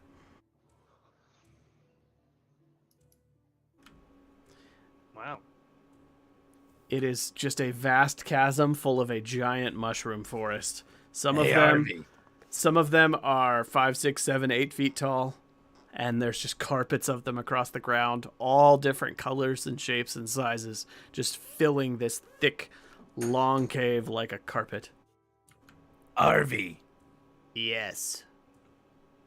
The last room was the sun room, full of death. What's the deal with this one? This is the forbidden forest of mushrooms. What makes it forbidden? The blind spiders. Are the spiders Harvey, blind? I will unalive you if you do not give more explanation right now. All right. Say psych right now. No? Well, they feed on the mushrooms, but they prefer meat. They cannot see, but they have very keen senses otherwise. If they find you, they will devour you. Or wrap you up and save you for later. So our options are not get found. Yes. Any insight how we can do that other than going through the cracks? Well, they have powerful olfactory senses. And they rely on touch to sense delicate vibrations. Okay. So you said they like meat, right? Yes? So if we make our meat smell like mushrooms, they might not want us as badly. They eat the mushrooms when there's no meat. What about Fred? What? Yeah, that's what I was thinking. We could feed them Fred, but Fred's dead, so I don't know how much they'll want him. He's But still also, fresh. What if?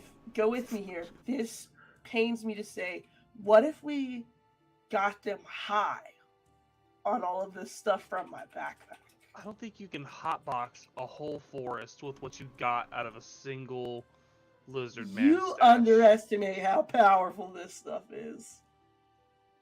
I just don't think it's gonna work. Well, then let's jazz up Fred's body. Start rubbing some spices on him.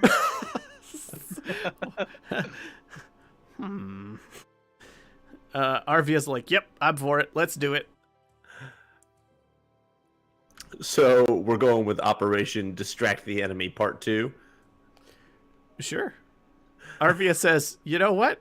Path runs east to west, or whatever direction we happen to be going.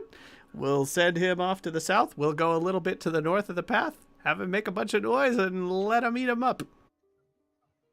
It's got to help our chances, right? God, I hope so. Oh, I still think we should cover ourselves in mushrooms. If they smell his meat, and they know there's meat, they might ignore things that smell like mushrooms. I think they're also just gonna sense the vibrations, and anything that moves, they're gonna assume is not a mushroom. But they also eat the mushrooms. Like, I don't think rubbing mushrooms on ourselves is gonna. I solve have a question for the GM. Or whatever, however you want to aim at this one. So We're never going to learn. the railing on these sleds is enchanted to be frictionless, correct? Yep. Seems kind of like metagaming, but why don't we all just get on the carts and push them from the thing? If there's no friction, there's no vibration, right? How do we continue them forward? I mean, we'll have to like put a push pole to the ground every now and then, but if we wait very quietly and still Take your time, go very slow, make a distraction with your zombie sacrifice. and smell like mushrooms. these Rangmar says, Wait. he goes to one of the barrels and cracks it open. And he takes his little box of gold pieces and dumps them into a pocket of his cloak. And then he scoops it up, and it's filled with oil, because you have barrels of oil. And he goes over to Ralgar and goes, Hold still. and he dumps it right on your head. Just oil all over you. Why would you do that to me? Oh, Rub my it in. fuck. Rub it in. Fine. Why? You better tell me. What do you need smell this? now? What do you smell? I don't smell anything. Mmm. Oh. But wait, do we have Next. Do you have enough oil? Do you have enough oil to be putting it on all of our bodies? Wasn't that Yes. like a... No. Fuck. Stick my head in there. Come here, oil you up. You know, this is a lot sexier when you don't... He just dumps it on your face when you're in the middle of a sentence. I'm gonna walk up to him and hand him my hat instead of his box. He dips it in and gives it back to you. I was gonna say, Sloppily pull it on my head and just let the oil drench down on me. I just imagine like the jelly dwarf like holds it over Grunrock, and they're like, "You're fine." He turns to Arvia and says, "Come here, Arvia." And she goes, "Not a chance." And she shoves him out of the way and goes and douses herself in oil. Does anyone not consent to getting oiled up? I turn to what's his name, Oh. Longmire. Nope, that's not his name. Longton. Nope. Lupendus. Yep, Lupendus. Lupendus. And Lupendus. I go. All right, young'un, it's your turn now. All right. It's not the first time, but I can't say I saw myself doing this again. He just dumps it all over his head, starts rubbing it in. Least of all in public, and I dump it on my head. When did you do this last time? Not gonna talk about it. He just goes marching off. Alright. Who's gonna do the pushing? I guess us with the greatest strength. Groundrock and I will. Your zombie friend is gonna expire soon, Ralgar. Rub him, Yeah. rub him up with seasoning and send him on. What is seasoning? We got like a kind of field things kitchen. that We just like that's- rub him with yes, salt and pepper and aromatic things. All right, and I just turn to Fred and I go, Fred, there is one more thing you must do for me, and then you will be free. Igdabo. Go that way, and when you see spiders, you kill them. Go down fighting. Make a lot of Igdabo. noise. Mishi. Igdabo. And he just goes marching off straight through the brush. And he's just marching and just trampling a path through the mushroom forest. Every so often you see clouds of spores sparkling up around him. And he's just marching through it like it's not there. And just like breaking a path straight through the mushrooms to the south. And he goes off into the distance, maybe like 100 yards, and then you see some of the big mushrooms start to sway and bend a little bit, and you just see these huge forms creep in and just snatch him, and he just disappears into the darkness. Guys, I think we might want to stay away from the big mushrooms. Yep. Gonna try. to find Harvey the says, path. They got him. Oh, I should have kept his spear. Oh well, what's done is Okay. done. Everyone listen up. The vast majority of you on the carts. 2 people pushing. I'm Yes, on a sir. cart. I'm on a cart. all right, you We're push your way all- Are along. we not all on carts using the poles? Oh, are we using the push poles? I thought somebody was. No, I think we're all using the push poles. We're Okay, all- perfect. we're on I didn't carts. realize if we were going with that plan or not. Push poles it is. All right, so here's the deal. If you navigate your way through the mushroom forest, covered in oil, and stay entirely on the carts, and push your way through the poles taking your time, there's no die rolls required. You're just going to get through this. And you're going to occasionally see huge shadowy forms of spiders creeping around in the darkness, and you're going to make it all the way to the far side of the cavern, unimpeded. I'm gonna be scarred for life, so we're not totally unimpeded.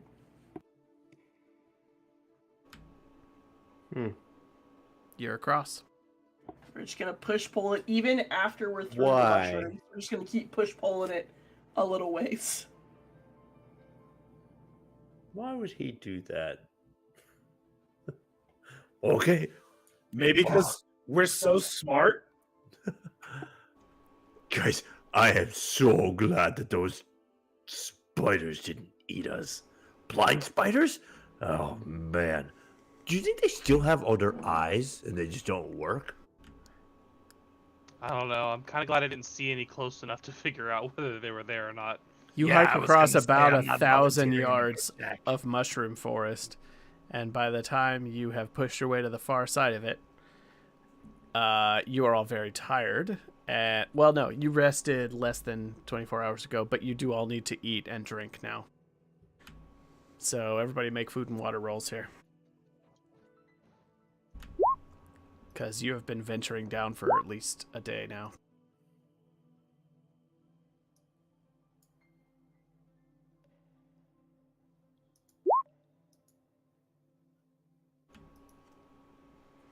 And on the far side of the chasm, there are more stairs. Oh, I rolled a 1 on my water. Womp. Down to a d10. Womp womp. After yet another stretch of stairs, you descend down and reach a stone plateau. Here are even more spiders, large as elephants, but to your relief, you notice that they appear to be sculpted and completely stationary, just hanging over the landscape below. I'm going to grip Arby by whatever jelly form he has. You tell me right now that there are no more spiders that we're going to have to deal with in this freaking cave, and you tell me it now. There's spiders, but It's fine. I'm just gonna It's fine. drop him. no, they're strider spiders.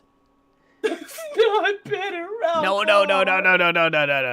We made them. I'm just holding Velas. They are tools. They are tools. We made Let them. it out. Wait. They are not real. They are tools. We ride them now. It's fun. I'm How gonna tell you far? right now, if Velas has to touch a spider, somebody's getting stabbed. Uh-oh. Somebody's getting stabbed. Alvy, how many more things do we have to fight before we get to where we're going? Depends if we're attacked. If you say attacked How by more- spiders, I'm going to lose it. Well, How many more flights of stairs do we have? we are getting close to the bottom. We must cross the metal plains. And what's gonna try to kill us on the metal plains, Alvy? Orwellers. Oh, okay. Always assume from now on that I do not know what you are talking about. They are monsters made of minerals, and they love the way you taste. Because you have iron in your blood, and they want to eat you up and turn you into precious gems. Okay, what if I take all the iron out of but no, never mind. Okay, what do we gotta do next? We ride on the strider spiders. Is it fun? Yes. Yes. I am like crawling onto Ralgar's back in just like deep refusal to even touch animatronic spider thing. Yeah, there are huge metal spiders that are like the size of elephants here, and they're gonna lead you. Rangmar and Arvi are gonna lead you down a series of switchbacks to the base of this this long chasm,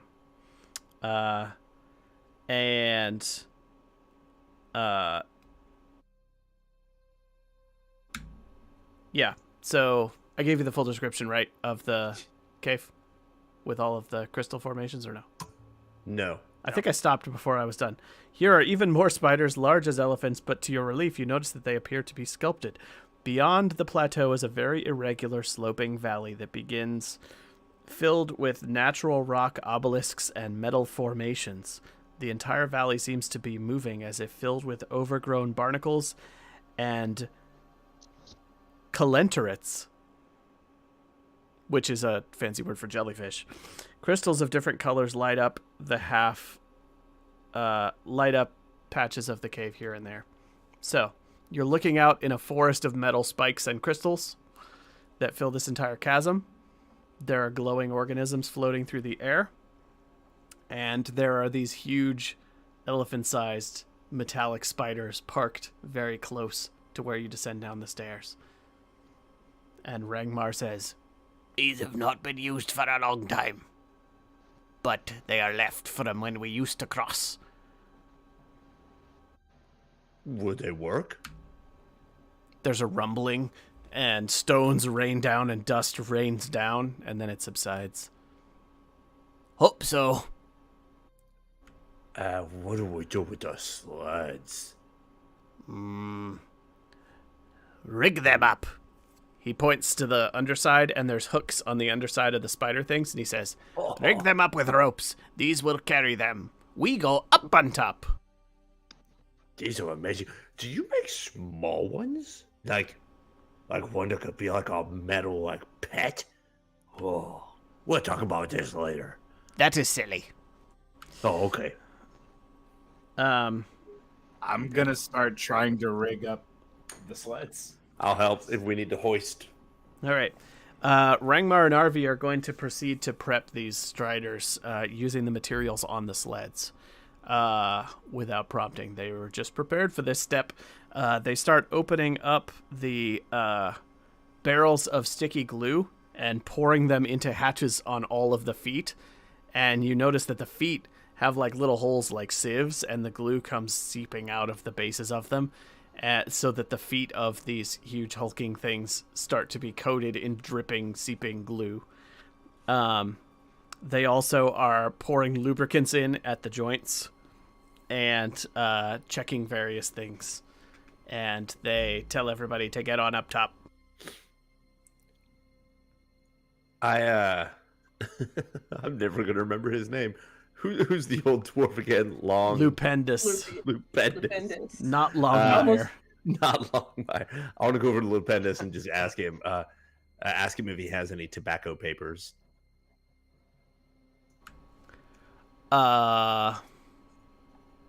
He does not know.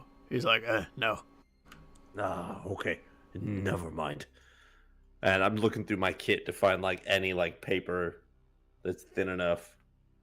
Because basically I want to try to roll my friend Veloz a little J to get her through this adventure. You probably got a scrap of cloth you could use. Maybe left over from the Lizard King because you were taking his garments. All right. And now I'm going to go to Veloz and go, hey, Veloz, I need a handful of what's in your backpack. Well, a pinch, not a handful. I'm gonna look at him, and I'm just gonna start like rolling up some of the leaves as best as I can. And I'm going to take them and roll them into a little paper and just say, do you want to not be scared of spiders for just a little bit? Yeah. Like that. Oh, fuck. Yeah. Thank you.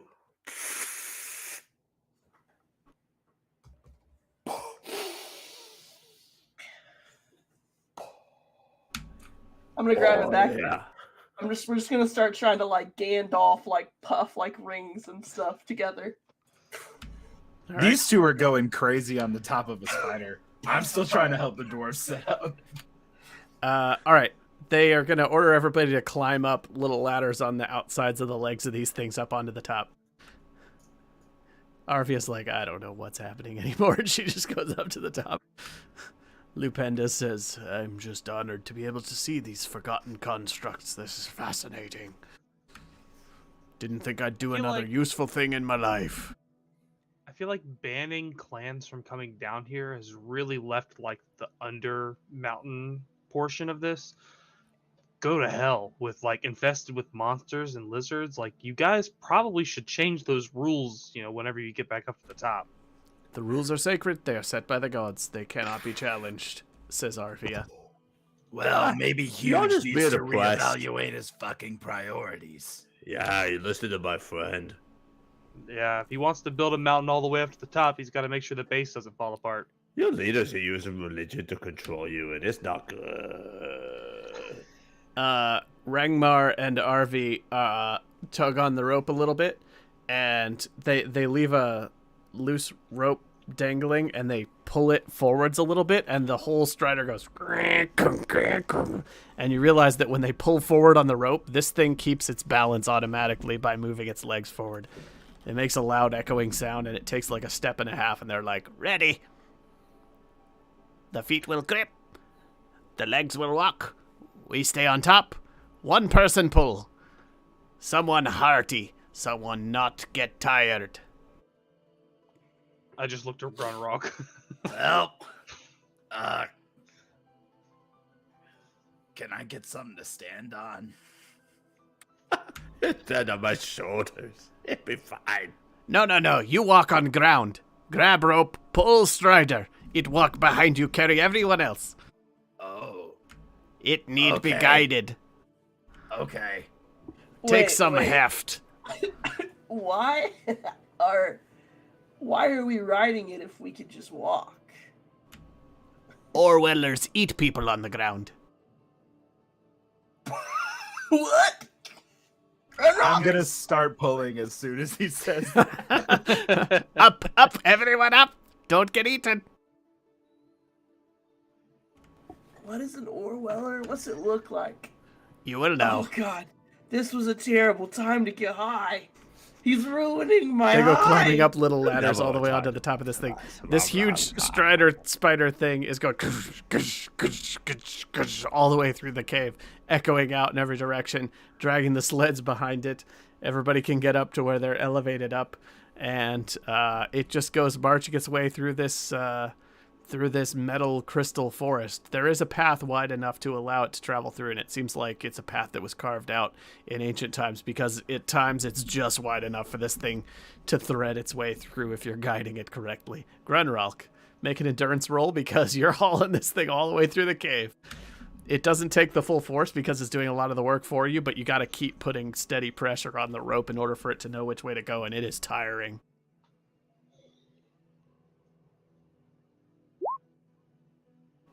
Very nice, very nice.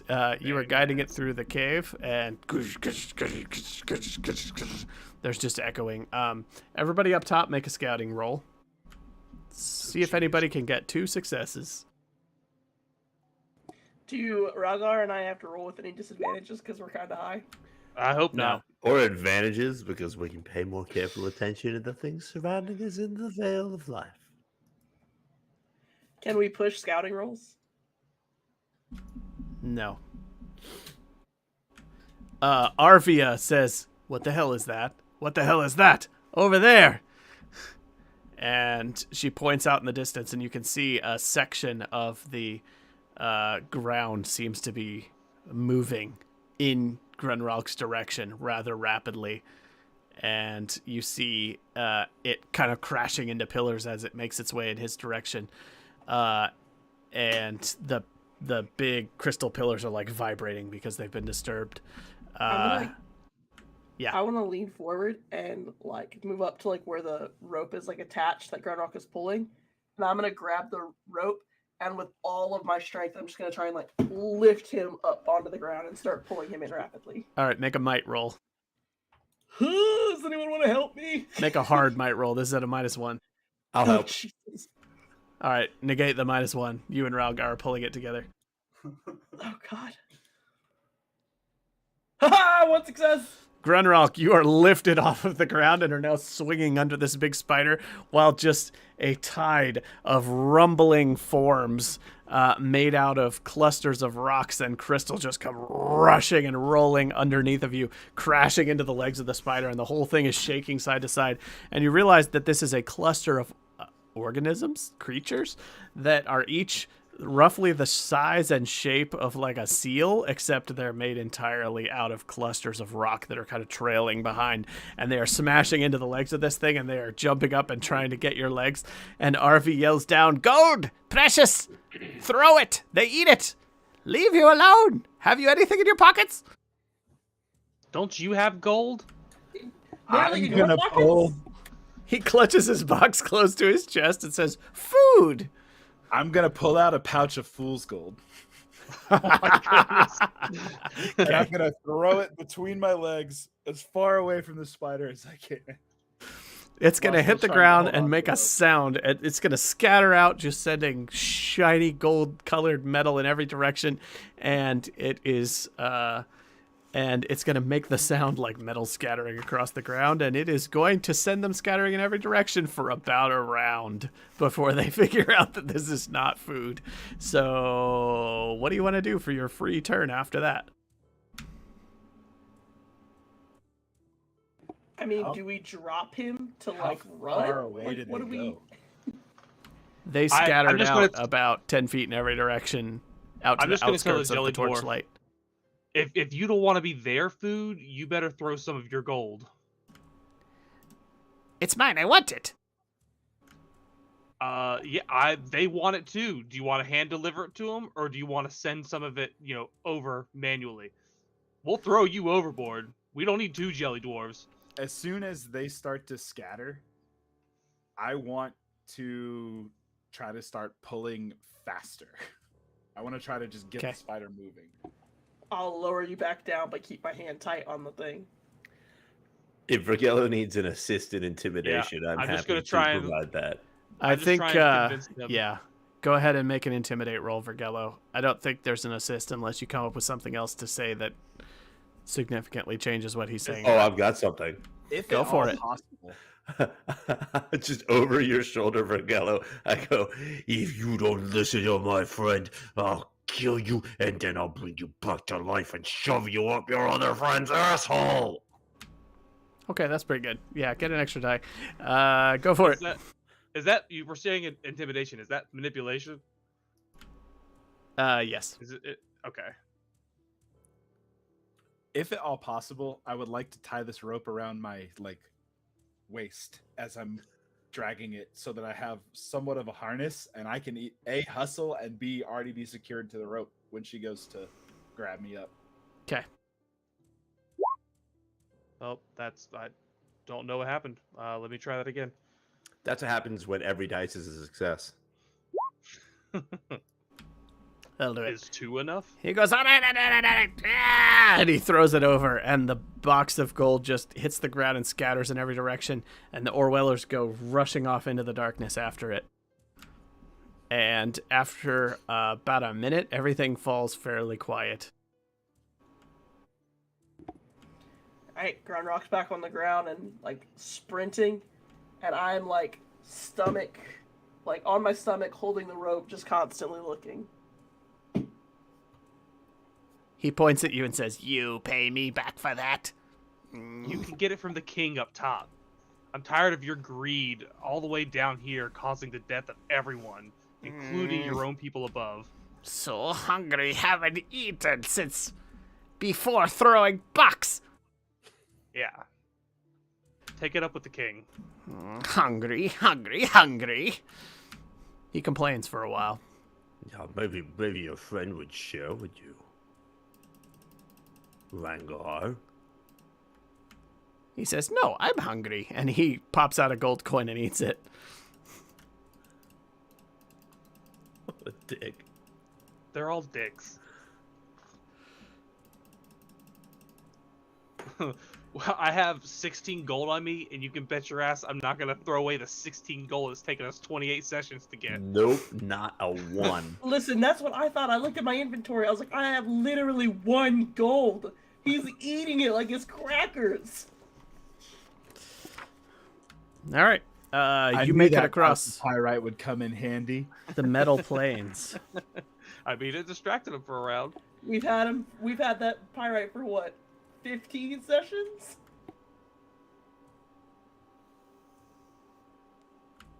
All right, one sec.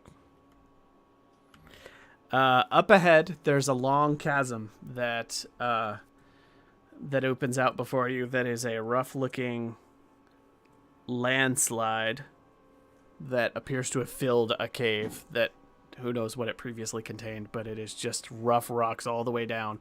And Rangmar and Arvi go, "Oh dear, this was a settlement. Well, I guess we walk over it." Now,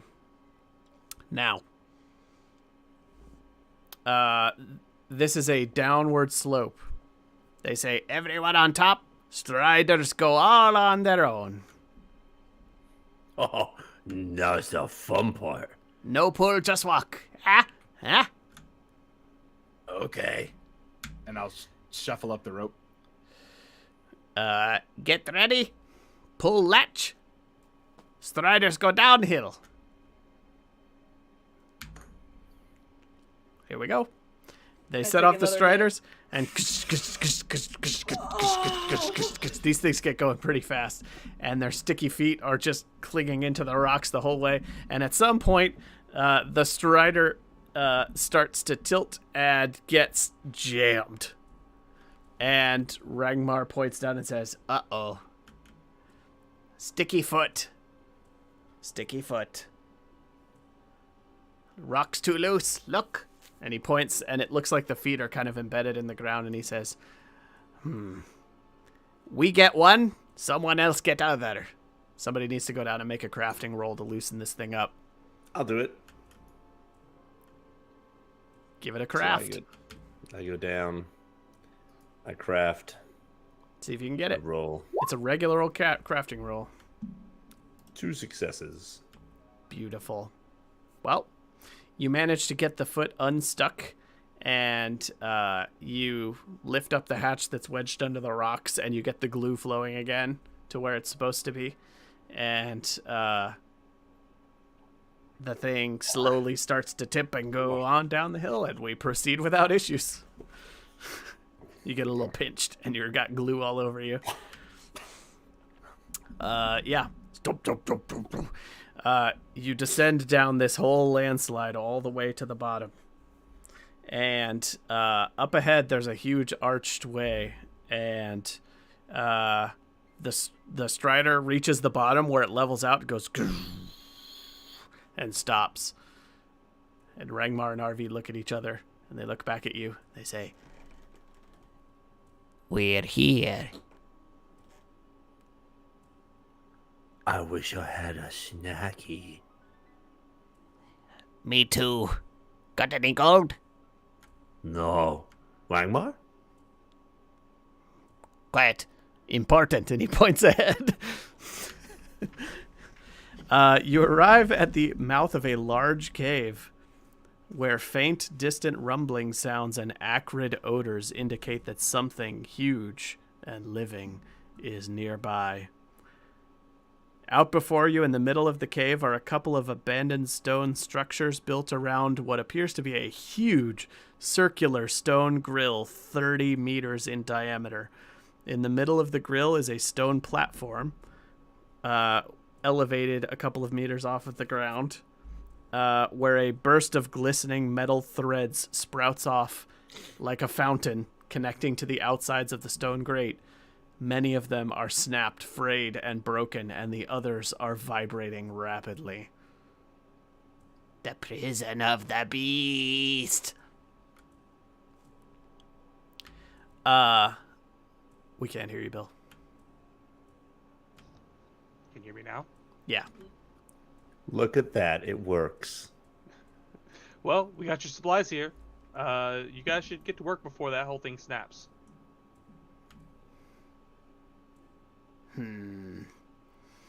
She, Arvi is going to pull aside Velas. Huh? Excuse me, let me do that again. What? Yes. Velas. Could everybody mute for a second, and I'll give a thumbs up in just a minute when we're done with private conversation? Velas. The Dwelver pulls you aside and says, Speak for a moment. Okay. The beast dwells here. Sorry, one sec. Let me fix the music. You want to make it a little more spooky? Yeah.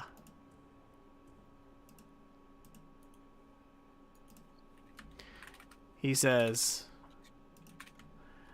Here dwells the beast. We could fix the prison, but the beast shakes. It causes us trouble. These dwarves on the surface. Do we really want to help them? I mean, we certainly don't want the beast getting out. Why? That's your... You don't Because want I'm a really- powerful ally? Would it be an ally? It would be grateful. Grateful and an ally are not the same. It shakes our cave. If it was out, it would be nice.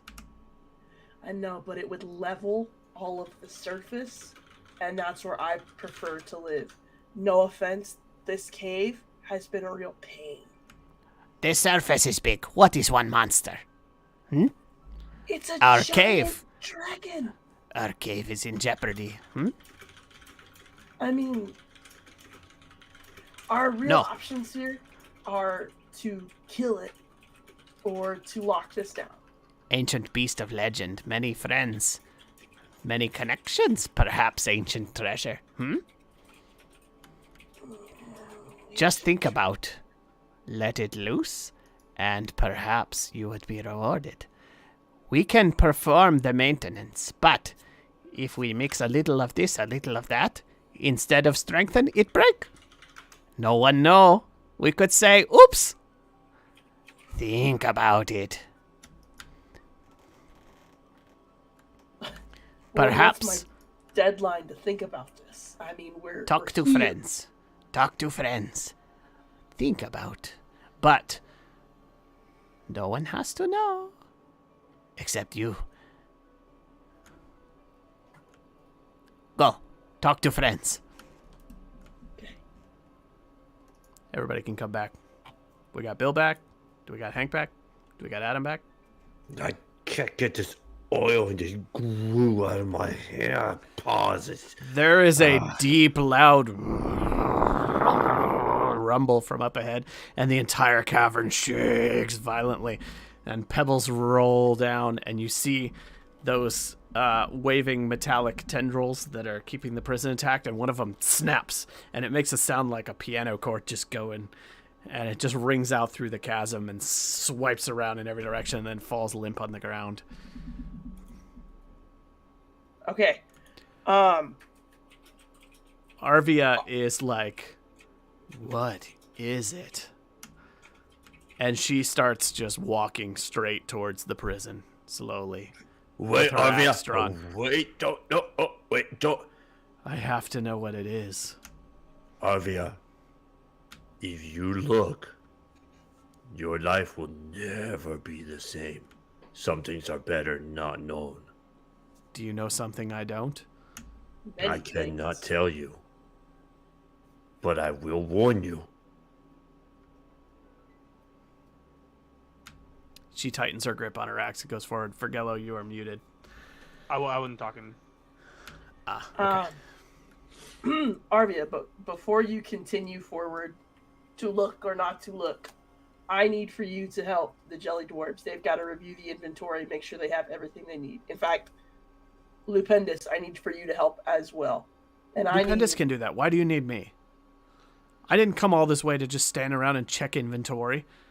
She goes stomping off forwards. Nah, I'm going to grab her, and I'm going to pull her back. Get your hands off me. What are you doing?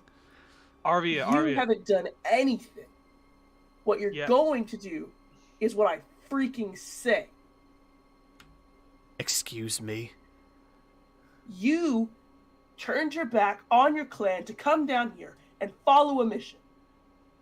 This is part of the mission. I You have just no do what clan. you want.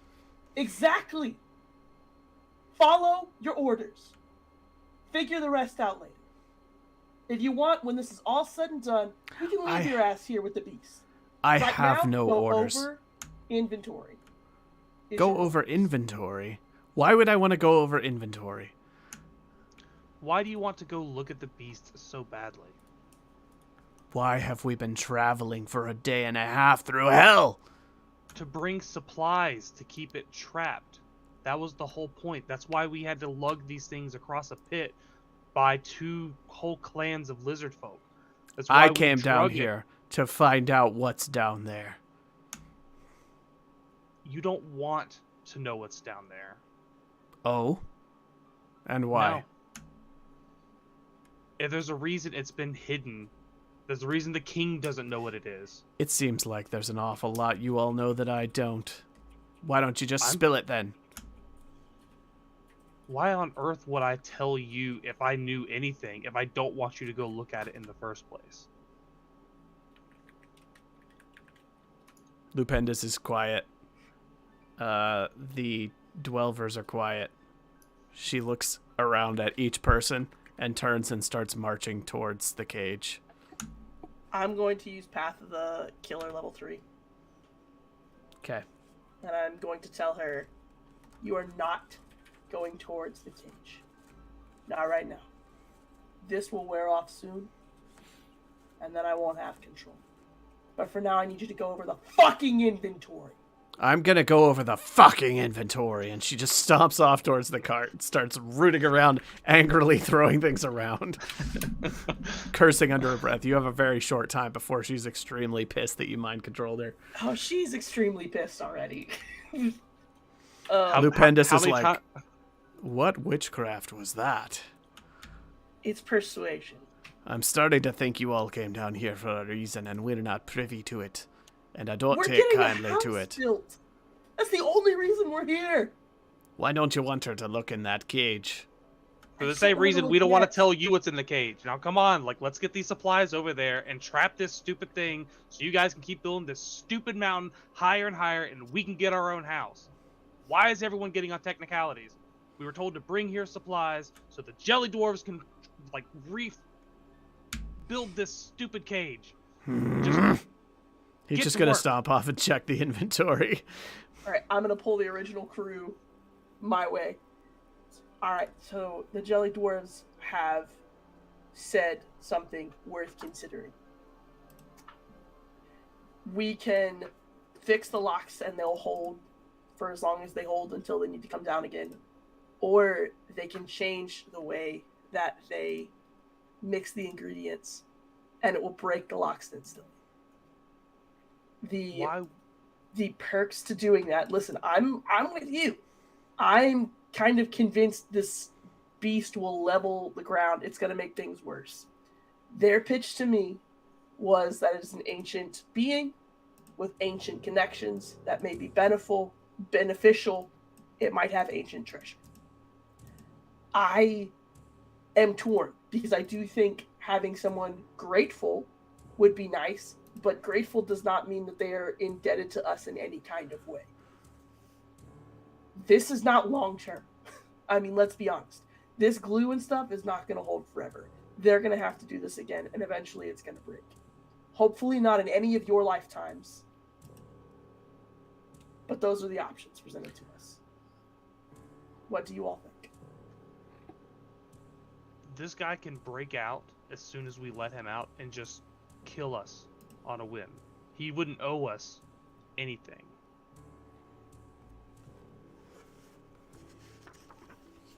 I mean, I agree. I think letting him out is reckless. But with the option for legendary treasure, I mean, it didn't seem like a decision I can make myself. What's the point of legendary treasure if there's nothing left to spend it on? Our legendary treasure is our new home wherever we want. Our new base Together. of operation. I say leave them locked up. Grunrock? It's gonna be a hard sell with the dwarves. I mean, the dwarves won't know. The second Arvia knows what's in there, she's gonna think she can take it. She's gonna try to avenge her clan. She's not gonna listen to reason. We'll have to kill her. She'll die to the thing. What do you mean? She'll let it free. She'll let it free? She won't kill it? Or try to She'll kill try. it? She'll gonna try let to it free fight for before it. she could try to kill it. Why? Because there's no way into that cage. She Nothing thinks goes she in. has a chance to kill it. She thinks she'll need to take revenge. If we're gonna do this and let them seal it back up, we've got to do it without those two knowing what's inside. I don't know that that's possible. I think she can see once we seal it, but if she knows now, she's gonna try to let it free so she can fight it. She's not very smart. Well, Wait, Joshka? Yashka? Yeah? She is not the smartest dwarf. So, we're all in agreement that we seal it. I say seal it. All And right. Velas, you can help come up with the processes that keep it sealed for longer and longer. Now that we know what dangers are down here, we can make Why sure that it am- never- Uh-oh. Why am I taking inventory? And she knocks over one of the barrels. I'm gonna run and tackle her to the ground. You are a witch. Ah!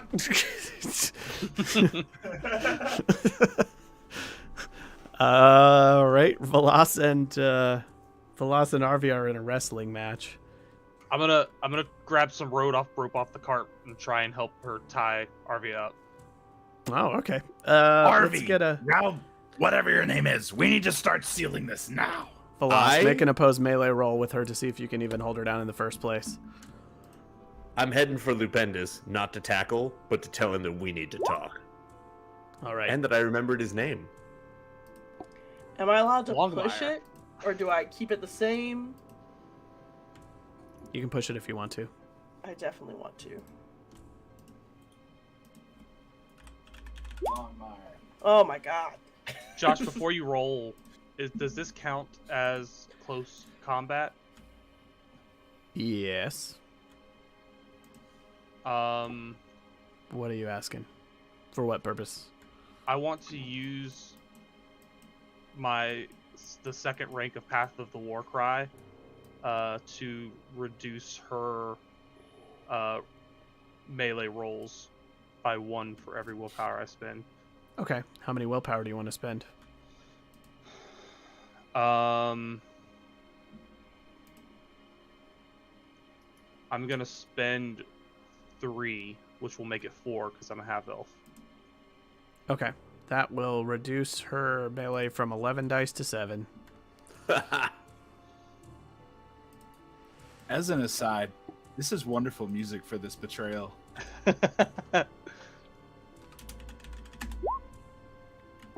We tied, so does that mean I win?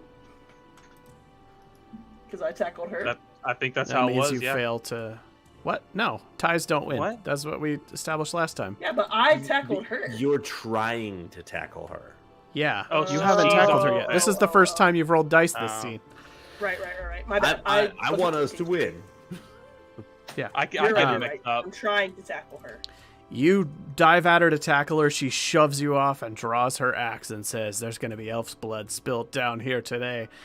I'm drawing my And phantom dagger out of my the two hand. of them are in a standoff, and we're going to have an initiative draw in a minute. But Vergello and Lupendus, you have time for like a 10-second conversation. You mean Ralgar and Lupendus? Ralgar and Lupendus. Okay. Lupendus, you need to listen to me. The jelly dwarves, they trust me. They told me what's down there.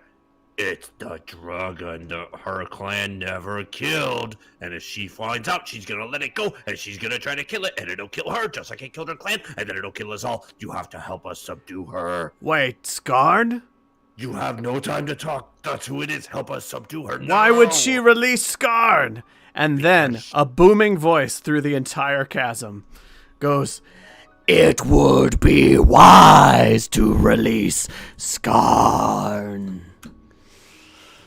It echoes through the whole chasm, reverberating off of the sides, and dust and rocks come raining down on everybody. And I think it's rapping time. Oh, drop a beat, Adam. I'm not doing it. Yeah, let's pick up right there next time, cause it's about quitting time, and anything we do here is gonna get tangled and drawn out, and yeah, let's call it a wrap. I'm gonna do experience. Dang, I knew she rolled a lot, Amy, but I didn't realize it was that much. Listen, that's what I thought too. I was like, the max I roll on this is 6 dice, and even reducing it 4 has her rolling 1 more than I me. miss Fred. Yeah. Poor Fred Fred. could have tackled her. You should have put like 1 extra 1 in durability just for the extra Right. quarter day.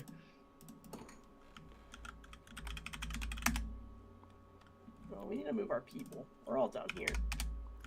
All right, Oh. here we go. Experience points. Did you participate in the game session? You get 1 just for being here. Boom. Did you travel through a hex? Nope. Did you discover a new adventure site? Nope. Did you defeat 1 or more monsters? No. Did you find a treasure worth a gold or more? Nope. Function on your stronghold? Nope. Activate pride? No. Suffer from dark secret? No. Risk your life for another player character? I kind of want to nominate Amy pulling up the rope for Grunrock. I mean, she could have fumbled that and fallen off. I feel like mean- that's kind of Or Grunrock just being down there for all of us. that. I mean, the that's first another one place. too. Yeah. If you could do for both, that's the 2 I'd pick. I'll give an experience to Velas and Grunrock for going into an extremely difficult or an extremely dangerous situation on behalf of the party and being the only 2 that stuck their necks out to get in there and kill the guy and get out. So they'll each get an XP for risking their life for the party. Extraordinary action of some kind, Ralgar, because Yeah, the of zombie course. shenanigans were next level. Of course. Mhm. He Of course. used multiple magic effects to shamble together some kind of solution that was hilarious and effective. So we'll go with And genocide. and Yeah, genocide. genocide. Bonus points for genocide. Let that be a lesson to all of you. More genocide next time. And we'll wrap it there. So thanks for watching, everybody. As I said before, come check out our Discord. It's in the About section on our channels. We have a public Discord where you can come and chat with the group. Remember to like and subscribe. We're going to be doing Ars Magica and other things on the stream. And thanks for watching. We'll be playing, I think, Thursday. Oh, yeah. Thursday, we've got Blades in the Dark with Craig again. That's going to be at 7 p.m. Eastern Time. I'll get that posted a couple days in advance so people can see the timestamp for when we're going to go live. I think, are we good to play 2 weeks from tonight, normal schedule? Does anybody have any issue with February the 12th, or are we going to do our normal I'll thing? let you know. I might have some business travel coming up, but Okay. it's not in stone yet. Tentatively, we will play 2 weeks from tonight, as usual. If it's not that night, we might just shift it to another night, and I'll post on here. So if you don't hear otherwise, it'll be 2 weeks from tonight on the 12th. But yeah,